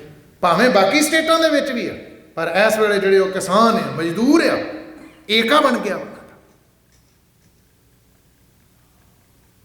ਪੰਜਾਬ ਦਾ ਉਜਾੜਾ ਹੈ ਜਿਹੜਾ ਉਹ ਰੋਕਣ ਵਾਸਤੇ ਇਕੱਠੇ ਹੋ ਗਿਆ। ਤਾਂ ਖੈਰ ਆਪ ਜੀ ਨੂੰ ਬੜੀ ਭਲੀ ਭਾਂਤ ਇਹਨਾਂ ਬਾਤਾਂ ਦਾ ਜਿਹੜਾ ਉਹ ਪਤਾ ਹੈ। ਕੇਵਲ ਦਾਸ ਜਿਹੜੀ ਗੱਲ ਕਰ ਰਿਹਾ ਉਹ ਤਾਂ ਕਰਕੇ ਇਹ ਵਿੱਚ ਬਾਤ ਆਈ ਕਿ ਬਾਬੇ ਕੇ ਤੇ ਬਾਬਰ ਕੇ ਇਹ ਸ਼ੁਰੂ ਤੋਂ ਹੀ ਟੱਕਰ ਹੈ, ਇਹ ਰਹੀ ਹੈ ਉਹਨਾਂ ਦੀ। ਭਾਵੇਂ ਉਹ ਅਬਦਾਲੀ ਦਾ ਵੇੜਾ ਹੋਵੇ ਤੇ ਭਾਵੇਂ ਸਾਧ ਸੰਗਤ ਉਹ ਜ਼ਕਰੀਆ ਖਾਨ ਵਰਗੇ, ਫਰਕਸੀਅਰ ਵਰਗਿਆਂ ਦਾ ਸਮਾਂ ਹੋਵੇ, ਭਾਵੇਂ ਉਹ ਜਹਾਂਗੀਰ ਦਾ ਵੇਲਾ ਹੋਵੇ, ਭਾਵੇਂ ਉਹ ਬਾਬਰ ਦਾ ਵੇਲਾ ਹੋਵੇ, ਭਾਵੇਂ ਉਹ ਔਰੰਗਜ਼ੇਬ ਦਾ ਸਮਾਂ ਹੋਵੇ, ਤੇ ਭਾਵੇਂ ਉਹ 1984 ਦੀ ਗੱਲ ਹੋਵੇ, ਤੇ ਭਾਵੇਂ ਅੱਜ ਦੀਆਂ ਬਾਤਾਂ ਹੋਣ। ਇਹ ਨਾ ਆਖਿਓ ਖਰੇ ਅਖਬਾਰਾਂ ਪੜ੍ਹ ਕੇ ਸੁਣਾਈ ਜਾਂਦਾ ਹੈ, ਮਾਫ ਕਰਨਾ, ਆਖੋ ਸਤਨਾਮ ਸ਼੍ਰੀ ਵਾਹਿਗੁਰੂ, ਕਿਉਂਕਿ ਇਹ ਵੀ ਕਈ ਵਾਰੀ ਗੱਲ ਆ ਜਾਂਦੀ ਹੈ। ਮੈਂ ਕੱਲ ਪੜ੍ਹ ਰਿਹਾ ਅਖਬਾਰ ਦੀ ਖਬਰ, ਸੁਪਰੀਮ ਕੋਰਟ ਨੇ ਕੱਲ, ਇੰਡੀਆ ਦੀ ਸੁਪਰੀਮ ਕੋਰਟ ਨੇ ਇੱਕ ਫੈਸਲਾ ਕੀਤਾ, ਜਿਹੜਾ ਜਗਨਨਾਥ ਮੰਦਿਰ ਆ ਉਹਦੇ ਵਿੱਚ ਜਿਹੜੀ ਪੁਲਿਸ ਆ ਤੇ ਆਰਮੀ ਉਹ ਜੁੱਤੀਆਂ ਲੈ ਕੇ ਨਹੀਂ ਜਾ ਸਕਦੀ ਅੰਦਰ, ਪਰ ਨਾਲ ਥੱਲੇ ਕੀ ਲਾਈਨ ਲਿਖੀ ਇੱਕ ਉਹਨਾਂ ਨੇ ਹੋਰ, ਹੱਦ ਹੋ ਗਈ। ਜਗਨਨਾਥ ਮੰਦਰ ਉੜੀਸਾ ਦੇ ਵਿੱਚ ਹੈ, ਜਿੱਥੇ ਗੁਰੂ ਨਾਨਕ ਦੇਵ ਸਾਹਿਬ ਨੇ ਗਗਨ ਮੈਂ ਥਾਲ ਰਵ ਚੰਦ ਦੀਪਕ ਬਨੇ ਤਾਰਕਾ ਮੰਡਲ ਜਨਕ ਮੋਤੀ, ਉਹ ਜਗਨਨਾਥਪੁਰੀ ਹੈ। ਜਗਨਨਾਥਪੁਰੀ ਦੇ ਮੰਦਰ ਵਿੱਚ ਪੁਲਿਸ ਆਰਮੀ ਜੁੱਤੀਆਂ ਲੈ ਕੇ ਨਹੀਂ ਜਾ ਸਕਦੀ। ਸੁਪਰੀਮ ਕੋਰਟ ਦਾ ਫੈਸਲਾ ਇੰਡੀਆ ਦੀ ਦਾ। ਦੂਸਰੀ ਗੱਲ, ਇਹਨੂੰ ਹਰਮੰਦਰ ਸਾਹਿਬ ਨਾਲ ਜੋੜ ਕੇ ਨਾ ਵੇਖਿਆ ਜਾਵੇ। ਇਹ ਨਾਲ ਥੱਲੇ ਲਾਈਨ ਲਿਖੀ ਹੈ, ਮੈਂ ਸੇਵ ਕੀਤੀ ਹੈ ਚੀਜ਼। ਗੁਲਾਮੀ ਕਿਹਨੂੰ ਕਹਿੰਦੇ ਜੇ ਤੁਸੀਂ? ਕੀ ਡੈਫੀਨੇਸ਼ਨ ਹੁੰਦੀ ਗੁਲਾਮੀ ਦੀ? ਹੱਦ ਹੋ ਗਈ, ਇੰਨੀ ਜ਼ਿਆਦਾ ਡਿਕਟੇਟਰਸ਼ਿਪ ਹੋ ਗਈ। ਸ਼ਬਦ ਦੇ ਵਿੱਚ ਰਹਿਣਾ ਚਾਹੁੰਦਾ ਹੈ, ਆਖੋ ਸਤਨਾਮ ਸ਼੍ਰੀ ਵਾਹਿਗੁਰੂ। ਕਦੀ ਕਦੀ ਜਿਹੜੀ ਰੂਹ ਆ, ਆਤਮਾ ਹੈ, ਜਿਹੜੀ ਅੱਜ ਦੀ ਮੌਜੂਦਾਬਾਦ ਜਿਸ ਦੇ ਵਿੱਚੋਂ ਆਪਾਂ ਗੁਜ਼ਰ ਰਹੇ ਹਾਂ, ਕਦੀ ਕਦੀ ਸੁਰਤ ਬਿਰਤੀ ਜਿਹੜੀ ਉਧਰਲੇ ਪਾਸੇ ਮੇਰੀ ਵੀ ਚੱਲ ਜਾਂਦੀ ਹੈ। ਜਾਣੀ ਵੀ, ਜੋ ਮੈਂ ਸੋਚਦਾ ਹਾਂ, ਦਾਸ ਵਿਚਾਰ ਰਿਹਾ, ਉਹ ਜਾਣੀ ਚਾਹੀਦੀ ਹੈ। ਬਾਤ ਪਾਈਏ ਅੱਜ ਦੀ। ਕੋਈ ਬੰਦਾ ਆ ਜਾਏਗਾ ਲਾਖੇ, ਜਿਹੜਾ ਮੇਰਾ ਮਾਮਾ ਆ, ਉਹਦੇ ਉਂਗਲ ਦੇ ਵਿੱਚ 3 ਲੱਖ ਦੀ ਛਾਪ ਪਾਈ ਆ ਉਹਨੇ, 3 ਲੱਖ ਦੀ ਮੁੰਦਰੀ ਪਾਈ ਆ ਉਹਨੇ। ਮੇਰਾ ਚਾਚਾ ਜਿਹੜਾ, ਉਹਦੇ ਕੋਲ 5 ਲੱਖ ਦੀ ਚੈਨੀ ਆ ਉਹਦੇ ਗਲ ਤੇ। ਸੁਣਨ ਵਾਲਾ ਪਤਾ ਕੀ ਕਹਿੰਦਾ? ਕਹਿੰਦਾ ਉਹ ਮੁੰਦਰੀ ਤੇ ਤੇਰੇ ਮਾਮੇ ਨੇ ਪਾਈ ਆ, ਤੇਰੇ ਕੋਲ ਕੀ? ਆਪਣੀ ਗੱਲ ਦੱਸ। ਉਹ ਚੈਨੀ ਤੇ ਤੇਰੇ ਚਾਚੇ ਨੇ ਆਪਣੇ ਗਲ ਪਾਈ, 5 ਲੱਖ ਦੀ, 10 ਲੱਖ ਦੀ ਹੋਵੇ ਭਾਵੇਂ, ਤੂੰ ਆਪਣੀ ਗੱਲ ਕਰ ਵੀ ਤੇਰੇ ਕੋਲ ਕੀ ਆ। ਅੱਜ ਉਹਨਾਂ ਸ਼ਹੀਦਾਂ ਦੀਆਂ ਬਾਤਾਂ ਪਾਉਣੀਆਂ ਵਾ ਤੇ ਪਾਉਂਦੇ ਰਹਿਣਾ ਅਸੀਂ ਜੁੱਗਾਂ ਤੱਕ। ਅੱਜ ਉਹਨਾਂ ਕੁਰਬਾਨੀ ਵਾਲਿਆਂ ਦੀਆਂ ਤੇ ਨਾਮ ਜਪਣ ਵਾਲਿਆਂ ਦੀਆਂ ਤੇ ਉਹਨਾਂ ਸੰਤਾਂ ਦੀਆਂ ਤੇ ਉਹਨਾਂ ਸਿਪਾਹੀਆਂ ਦੀਆਂ, ਉਹਨਾਂ ਭਗਤੀ ਵਾਲਿਆਂ ਦੀਆਂ ਤੇ ਉਹਨਾਂ ਸ਼ਕਤੀ ਵਾਲਿਆਂ ਦੀਆਂ, ਜਿਹੜੇ ਬੀਤੇ ਸਮੇਂ 'ਚ ਹੋਏ, ਉਹਨਾਂ ਦੀਆਂ ਬਾਤਾਂ ਤੇ ਪਾਉਣੀਆਂ ਵਾ। ਪਰ ਅੱਜ ਤੂੰ ਕਿੱਥੇ ਖਲੋਤਾ ਵਾ, ਇਹ ਵੀ ਤੂੰ ਧਿਆਨ ਰੱਖਣਾ ਵਾ ਨਾਲ, ਵੀ ਅੱਜ ਮੈਂ ਕਿੱਥੇ ਖੜਾ ਹਾਂ।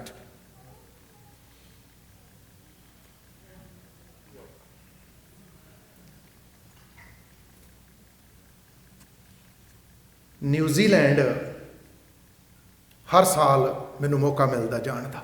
2 ਸਮਾਗਮ ਹੁੰਦੇ ਉੱਥੇ ਨਿਊਜ਼ੀਲੈਂਡ, ਇੱਕ ਆਕਲੈਂਡ ਹੁੰਦਾ, ਇੱਕ ਹੇਸਟਿੰਗ ਸ਼ਹਿਰ ਹੈ ਉੱਥੇ ਹੁੰਦਾ। ਦੋਵਾਂ 'ਚ ਇੱਕ ਪ੍ਰੋਗਰਾਮ ਤੇ ਜ਼ਰੂਰ ਹਰ ਸਾਲ ਮੈਂ ਜਾਣਾ ਹੁੰਦਾ ਉੱਥੇ, ਬਹੁਤ ਪਿਛਲੇ ਸਾਲਾਂ ਤੋਂ ਲਗਾਤਾਰ।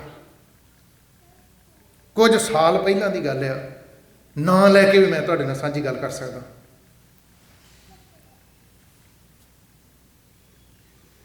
ਗੁਰਦੁਆਰਾ ਸਾਹਿਬ ਆਕਲੈਂਡ ਦੇ ਵਿੱਚ ਕਲਗੀਧਰ ਗੁਰਦੁਆਰਾ ਹੈ, ਬਹੁਤ ਵੱਡਾ ਸੁੰਦਰ ਅਸਥਾਨ ਉਹਨਾਂ ਨੇ ਬਣਾਇਆ, ਜਿੱਥੇ ਉਹ ਸਾਡੀ ਰਿਹਾਇਸ਼ ਸੀਗੀ। ਉੱਥੇ ਇੱਕ ਫੋਟੋ ਲੱਗੀ, ਲਿਵਿੰਗ ਰੂਮ ਜਿਸ ਨੂੰ ਤੁਸੀਂ ਕਹਿੰਦੇ ਜੀ, ਬੜੀ ਚੰਗੀ ਲੱਗੀ ਮੈਨੂੰ। ਚੰਗੀ ਲੱਗੀ ਦਾ ਮਤਲਬ ਦਰਦਨਾਕ ਬਾਤ ਸੀਗੀ ਉਹਦਾ ਕਰਕੇ। ਹੰਸ ਰਾਜ ਹੰਸ ਅਕਾਲੀ ਦਲ ਦੀ ਟਿਕਟ ਦੇ ਉੱਤੇ ਜਲੰਧਰ ਤੋਂ ਇਲੈਕਸ਼ਨ ਲੜਿਆ। ਪਤਾ ਆਪਾਂ ਨੂੰ ਸਾਰਿਆਂ ਨੂੰ। ਉਹ ਫੋਟੋ ਪਤਾ ਕਿਦਾਂ ਦੀ ਜੀ? ਉੱਪਰ ਅਕਾਲੀ ਫੂਲਾ ਸਿੰਘ, ਅਕਾਲੀ ਫੂਲਾ ਸਿੰਘ ਦੀ ਇੱਕ ਤਸਵੀਰ ਹੈ, ਘੋੜੇ ਦੇ ਉੱਤੇ ਸਵਾਰ ਨੇ ਉਹ ਅਕਾਲੀ ਫੂਲਾ ਸਿੰਘ ਦੀ। ਅਕਾਲੀ ਫੂਲਾ ਸਿੰਘ ਦੀ ਤਸਵੀਰ ਉੱਪਰ ਹੈ, ਤਸਵੀਰ ਇੱਕੋ ਹੀ ਬਣੀ ਹੋਈ ਆ। ਉੱਪਰ ਉਹਨਾਂ ਦੀ ਤਸਵੀਰ ਲਾ ਕੇ ਤੇ ਥੱਲੇ ਤੀਰ ਦਾ ਨਿਸ਼ਾਨ ਦੇ ਕੇ ਕਾਰਟੂਨ ਟਾਈਪ ਉਹਨੂੰ ਬਣਾਇਆ ਤੇ ਲਿਖਿਆ ਪਤਾ ਕੀ ਥੱਲੇ? ਅਕਾਲੀ ਦਲ ਕਿੱਥੋਂ ਤੋਂ ਕਿੱਥੋਂ ਤੱਕ। ਕਿੱਥੋਂ ਤੋਂ ਕਿੱਥੋਂ ਤੱਕ। ਇੱਥੇ ਆ ਗਏ ਜੇ ਤੁਸੀਂ ਅੱਜ।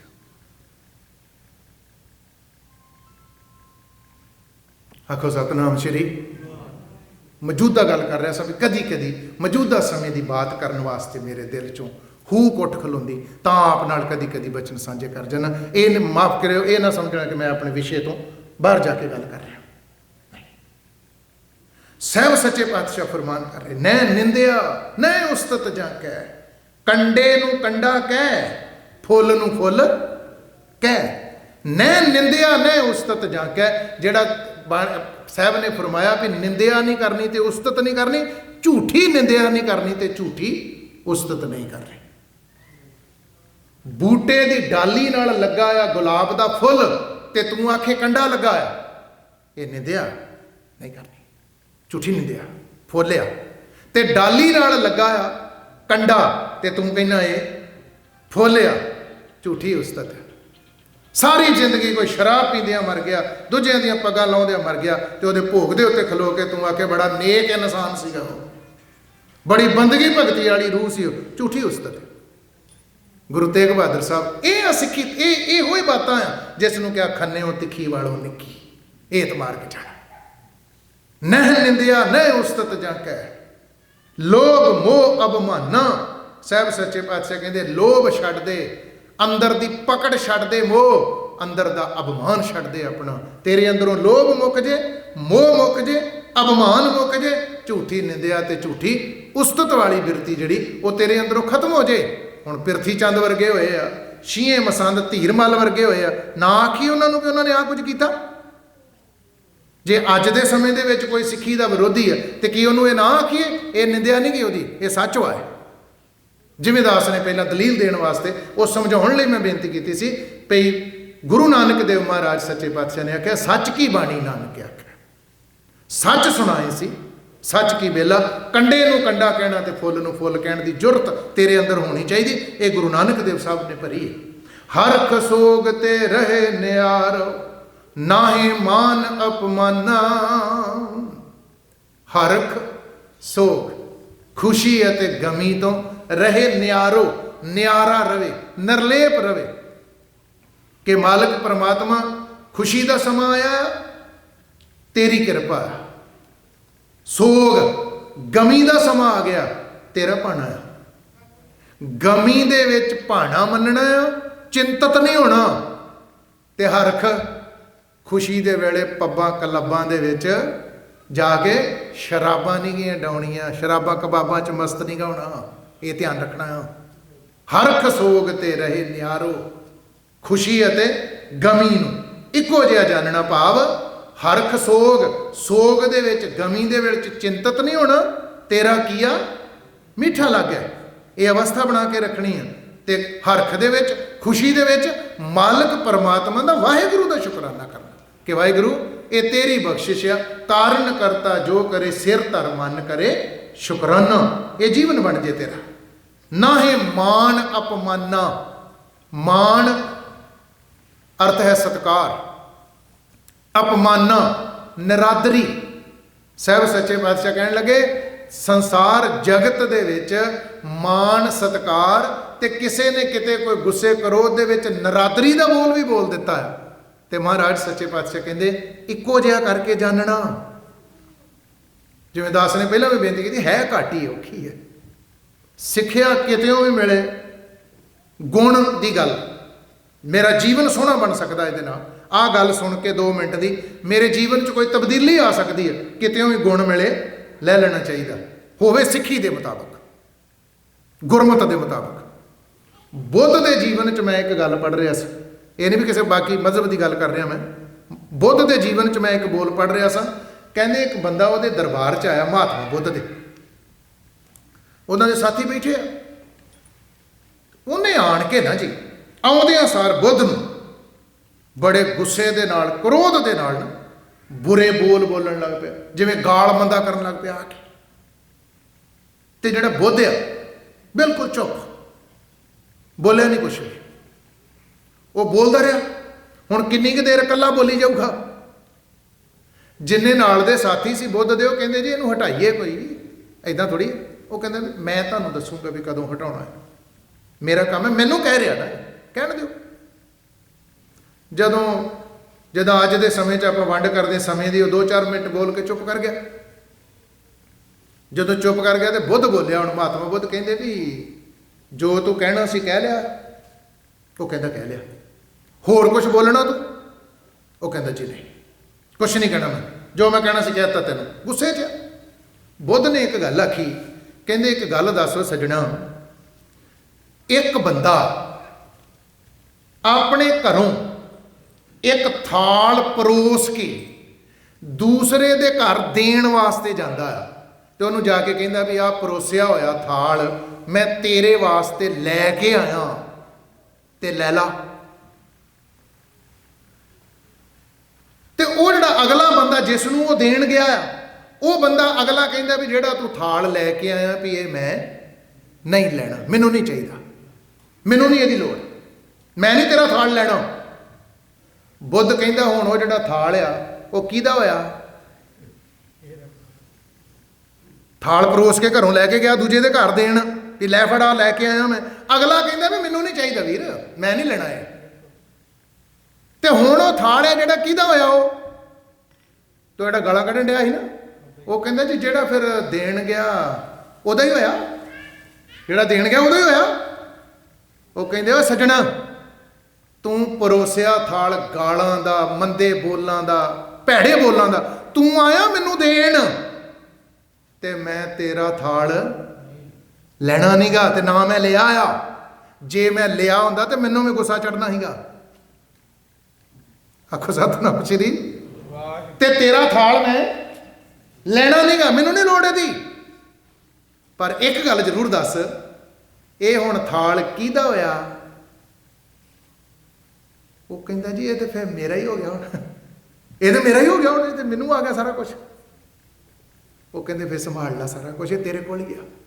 ਕਹਿਣ ਦਾ ਭਾਵ ਸਿਰਫ ਇੰਨਾ ਸੀ ਕਿ ਉਹ ਹੱਥ ਜੋੜ ਕੇ ਖਲੋ ਗਿਆ। ਉਹ ਕਹਿੰਦਾ ਜੀ ਠੋਕਰ ਵੱਜ ਗਈ, ਠੋਕਰ ਵੱਜ ਗਈ। ਨਾਹੇ ਮਾਣ ਅਪਮਾਨਾ, ਕਿਸੇ ਨੇ ਦੋ ਲਫ਼ਜ਼ ਉਸਤਤ ਦੇ ਬੋਲ ਦਿੱਤੇ ਆ ਤੇ ਧਰਤੀ ਤੋਂ ਅੱਡੀਆਂ ਨਾ ਚੁੱਕੀ। ਕਿਸੇ ਨੇ ਕੋਈ ਬੁਰਾ ਬੋਲ ਦਿੱਤਾ ਤੇ ਫਰੀਦਾ ਬੁਰੇ ਦਾ ਭਲਾ ਕਰ ਗੁੱਸਾ ਮਨ ਨਾ ਹੰਡਾਏ, ਦੇਹੀ ਰੋਗ ਨਾ ਲੱਗੇ ਪੱਲੇ ਸਭ ਕਿਛ ਪਾਏ। ਕਿਸੇ ਨੇ ਬਾੜਾ ਜਿਹਾ ਬੁਰਾ ਬੋਲ ਵੀ ਦਿੱਤਾ ਤੇ ਜੇ ਤੇਰੇ ਅੰਦਰ ਇਹ ਭਾਵਨਾ ਆ ਜੇ, ਇਹਨੂੰ ਅਕਲ ਹੀ ਇੰਨੀ ਆ, ਇਹਦਾ ਕਸੂਰ ਨਹੀਂਗਾ, ਇੰਨੀ ਮੱਤ ਹੈ ਇਹਦੇ ਕੋਲ। ਵਾਹਿਗੁਰੂ ਇਹਨੂੰ ਸਮੱਤ ਬਖਸ਼, ਇਹਨੂੰ ਅਕਲ ਦੇ, ਇਹਦਾ ਜੀਵਨ ਸੋਹਣਾ ਬਣ ਜੇ, ਇਹਨੂੰ ਪਤਾ ਲੱਗ ਜੇ ਸ਼ੁਭ ਬੋਲ ਤੇ ਮਿੱਠੇ ਬੋਲ ਕਿੱਦਾਂ ਬੋਲੀ ਦੇ ਆ। ਜਿਵੇਂ ਦਾਸ ਨੇ ਬੇਨਤੀ ਕੀਤੀ ਵੀ ਹੈ ਇਹ ਘਾਟੀ ਜਿਹੜੀ ਔਖੀ ਆ। ਹਰ ਕਸੋਗ ਤੇ ਰਹੇ ਨਿਆਰੋ, ਨਾਹੇ ਮਾਣ ਅਪਮਾਨ। ਆਸਾ ਮਨਸਾ ਸਗਲ ਤਿਆਗੈ, ਜਗ ਤੇ ਰਹੇ ਨਿਰਾਸਾ। ਆਸਾ ਮਨਸਾ, ਇਧਰਲੇ ਪਾਸੇ 2 ਮਿੰਟ ਲੈਣੇ ਚਾਹੁੰਦਾ ਆਪ ਜੀ। ਆਸਾ ਮਨਸਾ ਸਗਲ ਤਿਆਗੈ, ਛੱਡ ਦੇ ਨਾ। ਮਨਸਾ ਸ਼ਬਦ ਜਿਹੜਾ ਇਹ ਤੁਹਾਡੇ ਅੰਦਰੋਂ ਪਹਿਲਾਂ ਫੁਰਦਾ ਹੈ। ਤੁਸੀਂ ਵਿਦਵਾਨ ਜਨ ਬੈਠੇ ਹੋ, ਮਨ ਦੇ ਵਿੱਚੋਂ ਕੋਈ ਫੁਰਨਾ ਉੱਠਿਆ, ਆਹ ਚੀਜ਼ ਮੇਰੇ ਕੋਲ ਵੀ ਹੋਣੀ ਚਾਹੀਦੀ ਹੈ। ਕਿਸੇ ਗੱਡੀ ਵੱਲ ਵੇਖ ਲਿਆ, ਕੋਈ ਕੀਮਤੀ ਗੱਡੀ ਹੈ ਕੋਈ, ਤੇ ਦਿਲ 'ਚ ਆਇਆ ਵੀ ਇਹ $1.5 ਲੱਖ ਦੀ ਗੱਡੀ ਵੀ ਮੇਰੇ ਕੋਲ ਵੀ ਹੋਵੇ। ਆਹ ਘਰ ਬੜਾ ਵਧੀਆ, ਇਹ $2 ਮਿਲੀਅਨ ਦਾ, $1 ਮਿਲੀਅਨ ਦਾ ਘਰ ਮੇਰੇ ਕੋਲ ਵੀ ਹੋਣਾ ਚਾਹੀਦਾ। ਮਨਸਾ, ਮਨ ਦਾ ਫੁਰਨਾ, ਆਹ ਚੀਜ਼ ਮੇਰੇ ਕੋਲ ਵੀ ਹੋਣੀ ਚਾਹੀਦੀ ਹੈ, ਇਹਨੂੰ ਕਹਿੰਦੇ ਮਨਸਾ। ਘਰ ਆ ਗਿਆ, ਹੁਣ ਉਹ ਦਿਨ ਰਾਤ ਦਿਮਾਗ 'ਚ ਘੁੰਮੀ ਜਾਂਦੀ, ਜੇ ਮੈਂ ਆਹ ਕੰਮ ਕਰਾਂ, ਆਹ ਕੰਮ ਕਰਾਂ, ਇੰਨੇ ਕੁ ਸਾਲ 'ਚ ਜੁੜ ਜਾਣ, 2 ਸਾਲਾਂ 'ਚ ਇੰਨੇ ਇਕੱਠੇ ਹੋ ਜਾਣ ਤੇ ਮੈਂ ਆਹ ਕੰਮ ਕਰ ਸਕਦਾ ਤੇ ਇਹ ਚੀਜ਼ ਲੈ ਸਕਦਾ। ਆਸ ਬਣ ਗਈ ਹੁਣ। ਜੇ ਪਹਿਲਾਂ ਕੀ ਸੀਗਾ? ਮਨਸਾ, ਮਨ ਦਾ ਫੁਰਨਾ। ਹੁਣ ਤੂੰ ਸਾਰਾ ਉਹ 100% ਆਪਣੇ ਦਿਲ 'ਚ ਵਸਾ ਲਿਆ ਵੀ ਜੇ ਮੈਂ 6 ਮਹੀਨੇ ਸਾਲ ਇੰਨਾ ਚਿਰ ਮਿਹਨਤ ਕਰਨਾ ਤੇ ਮੈਂ ਆਹ ਚੀਜ਼ ਲੈ ਸਕਦਾ। ਕੀ ਬਣ ਗਈ ਹੁਣ? ਉਹ ਆਸ ਬਣ ਗਈ। 6 ਮਹੀਨਿਆਂ ਤੇ ਚਲ ਗਈ, ਸਾਲ ਤੇ ਚਲ ਗਈ, 2 ਸਾਲਾਂ ਤੇ 5 ਸਾਲਾਂ ਤੇ ਚਲ ਗਈ, ਆਸ ਰੱਖ ਲਈ ਇੱਕ। ਹੁਣ ਕੀ ਪੈਦਾ ਹੋਊਗਾ ਇਹਦੇ ਤੋਂ ਬਾਅਦ? ਮਨਸਾ ਤੋਂ ਬਾਅਦ ਆਸਾ ਬਣ ਗਈ। ਹੁਣ ਦਿਨ ਰਾਤ ਦੌੜਨਾ ਸ਼ੁਰੂ ਕਰਤਾ ਤੇ ਲੋਭ ਪੈਦਾ ਹੋ ਗਿਆ। ਹੁਣ ਇਹਨੇ ਲੋਭ ਨੂੰ ਜਨਮ ਦੇਣਾ ਹੁਣ, ਕਿਉਂਕਿ ਦਿਨੇ ਰਾਤ ਹੁਣ ਉਹਨੇ ਦੌੜਨਾ ਹੈ ਵੀ ਸਾਲ ਲੰਘ ਗਿਆ, ਅਜੇ ਮੈਂ ਆਪਣੇ ਮਕਸਦ ਵਾਲੇ ਪਾਸੇ ਨੂੰ ਵੱਧ ਨਹੀਂ ਗਿਆ, ਜਿਹੜਾ ਮੇਰਾ ਟਾਰਗੇਟ ਉਧਰਲੇ ਪਾਸੇ ਨੂੰ ਅਜੇ ਜਾਇਆ ਨਹੀਂ ਗਿਆ, ਘਾਟਿਆ ਕੰਮ। ਹੁਣ ਕੀ ਹੋ ਗਿਆ? ਲੋਭ। ਮਨਸਾ, ਆਸਾ, ਉਹਦੇ ਤੋਂ ਬਾਅਦ ਲੋਭ। ਲੋਭ ਪੈਦਾ ਹੋ ਗਿਆ। ਜਿਹੜਾ ਲੋਭੀ ਬੰਦਾ ਹੇਰਾ ਫੇਰੀ ਕਰੂਗਾ, ਝੂਠ ਬੋਲੂਗਾ, ਰਿਸ਼ਵਤਖੋਰ ਹੋ ਜਾਊਗਾ, ਭ੍ਰਿਸ਼ਟਾਚਾਰ ਪੈਦਾ ਹੋ ਜਾਊਗਾ ਉਹਦੇ ਦਿਲ 'ਚ, ਭ੍ਰਿਸ਼ਟ ਹੋ ਜਾਊਗਾ ਜੀਵਨ ਉਹਦਾ। ਉਹ ਜਿਹੜਾ ਲੋਭ ਹੈ, ਉਹ ਜਿਹੜਾ ਲਾਲਚ ਹੈ, ਉਹਦੇ ਵਾਸਤੇ ਭਾਵੇਂ ਭਰਾ ਆ ਤੇ ਭਾਵੇਂ ਭੈਣ ਆ ਤੇ ਭਾਵੇਂ ਮਾਂ ਆ ਤੇ ਭਾਵੇਂ ਪਿਓ ਆ ਤੇ ਭਾਵੇਂ ਉਹਦਾ ਕੋਈ ਰਿਸ਼ਤੇਦਾਰ ਤੇ ਭਾਵੇਂ ਉਹਦਾ ਦੋਸਤ ਆ, ਉਹਨੇ ਉਹਦੇ ਕੋਲੋਂ ਕੁਝ ਨਾ ਕੁਝ ਲੈਣ ਦੀ ਕੋਸ਼ਿਸ਼ ਕਰਨੀ। ਮੈਨੂੰ ਕੀ ਮਿਲਦਾ? ਭ੍ਰਿਸ਼ਟ ਬਣਾਤਾ ਉਹਨੇ ਜੀਵਨ।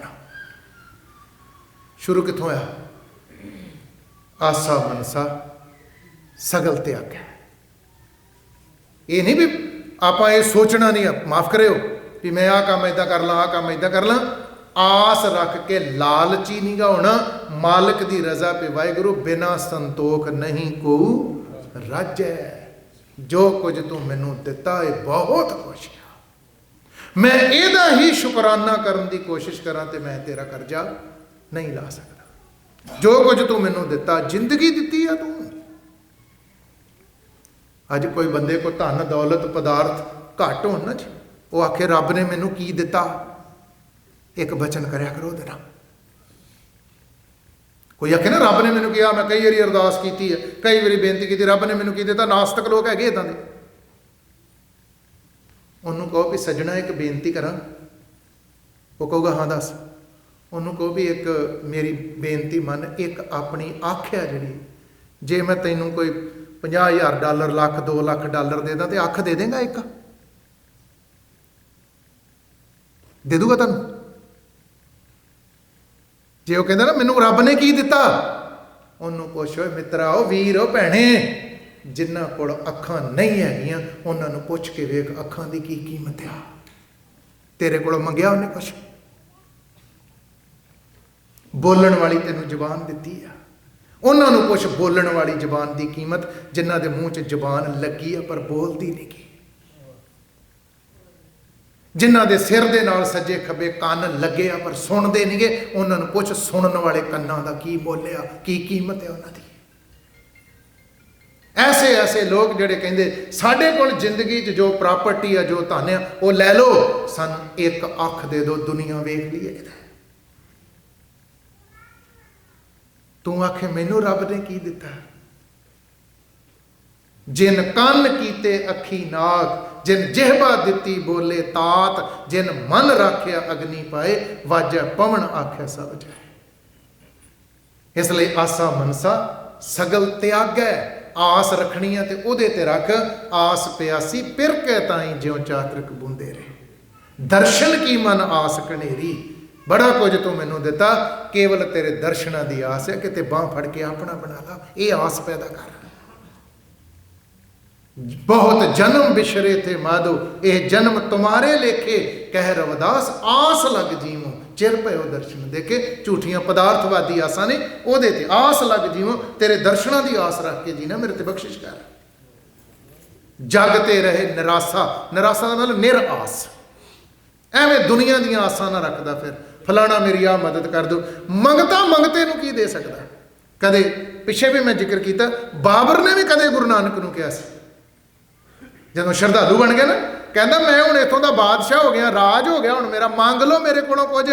ਧੰਨ ਗੁਰੂ ਨਾਨਕ ਨੇ ਹੱਸ ਕੇ ਉਹਨੂੰ, ਇੱਕ ਤੇ ਬਾਬਰ ਨੂੰ ਜਾਬਰ ਆਖਿਆ ਸੀ, ਇੱਕ ਗੁਰੂ ਨਾਨਕ ਨੂੰ ਜਦੋਂ ਕਹਿੰਦਾ ਮੰਗ ਲਓ ਕੁਝ, ਸਤਿਗੁਰ ਨੇ ਆਖਿਆ ਬਾਬਰ ਮੰਗਤਾ ਕਿਸੇ ਨੂੰ ਕੀ ਦੇ ਸਕਦਾ, ਭਿਖਾਰੀ ਕਿਸੇ ਨੂੰ ਕੀ ਦੇ ਸਕਦਾ। ਤੂੰ ਤੇ ਕਾਬਲ ਤੋਂ ਚੱਲ ਕੇ ਆਇਆ ਤੇ ਅਤਿਆਚਾਰ ਕਰਕੇ ਆਇਆ। ਜੋਰੀ ਮੰਗੇ ਦਾਨ ਵੇ ਲਾ ਲੋ।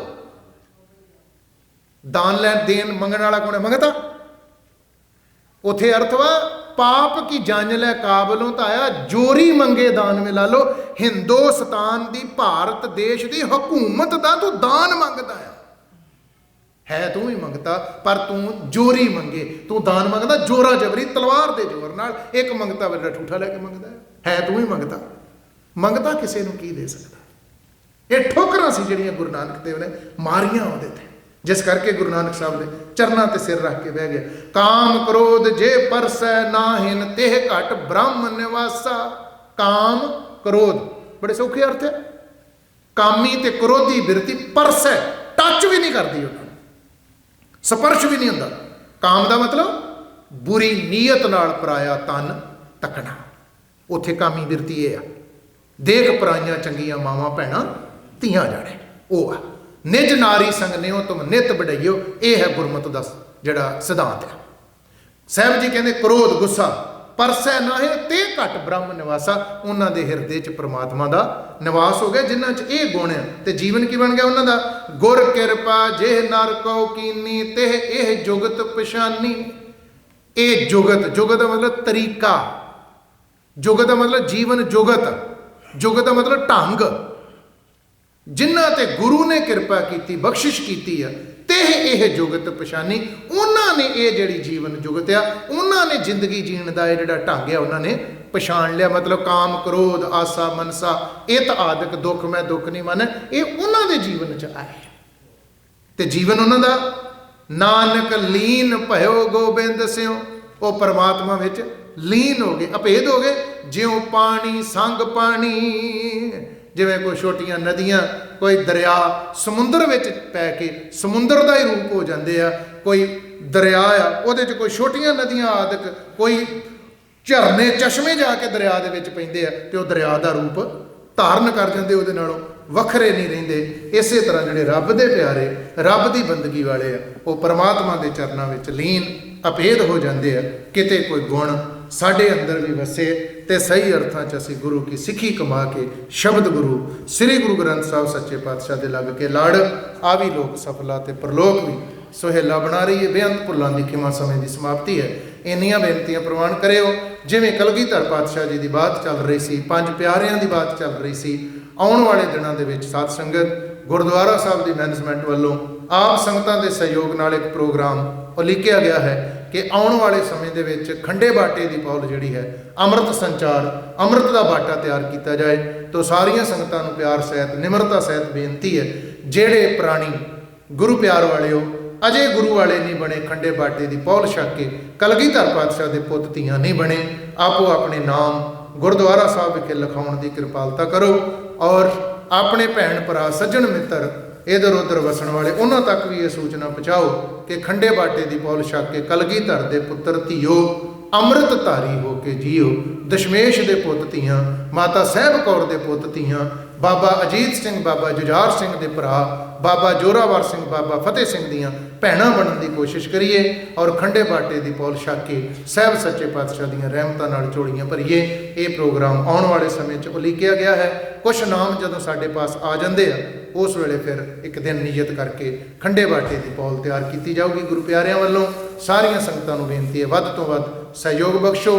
ਆਪ ਸਾਰੀਆਂ ਸੰਗਤਾਂ ਦਾ ਧੰਨਵਾਦ ਜਿਨ੍ਹਾਂ ਨੇ ਬੇਅੰਤ ਪਿਆਰ ਸਤਿਕਾਰ ਦੇ ਕੇ ਨਾਚੀਜ਼ ਦਾਸ ਨੂੰ ਨਿਵਾਜ਼ਿਆ, ਗੁਰੂ ਕੀਆਂ ਕਥਾ ਕਹਾਣੀਆਂ ਸਰਵਣ ਕੀਤੀਆਂ, ਭੁੱਲਾਂ ਚੁੱਕਾਂ ਦੀ ਮਾਫੀ, ਸਭ ਦਾ ਧੰਨਵਾਦ। ਆਓ ਸਕੱਤਰ ਸਾਹਿਬ ਪਾਸੋਂ ਅਗਲਾ ਪ੍ਰੋਗਰਾਮ ਸਰਵਣ ਕਰੀਏ ਜੀ। ਵਾਹਿਗੁਰੂ ਜੀ ਕਾ ਖਾਲਸਾ, ਵਾਹਿਗੁਰੂ ਜੀ ਕੀ ਫਤਿਹ।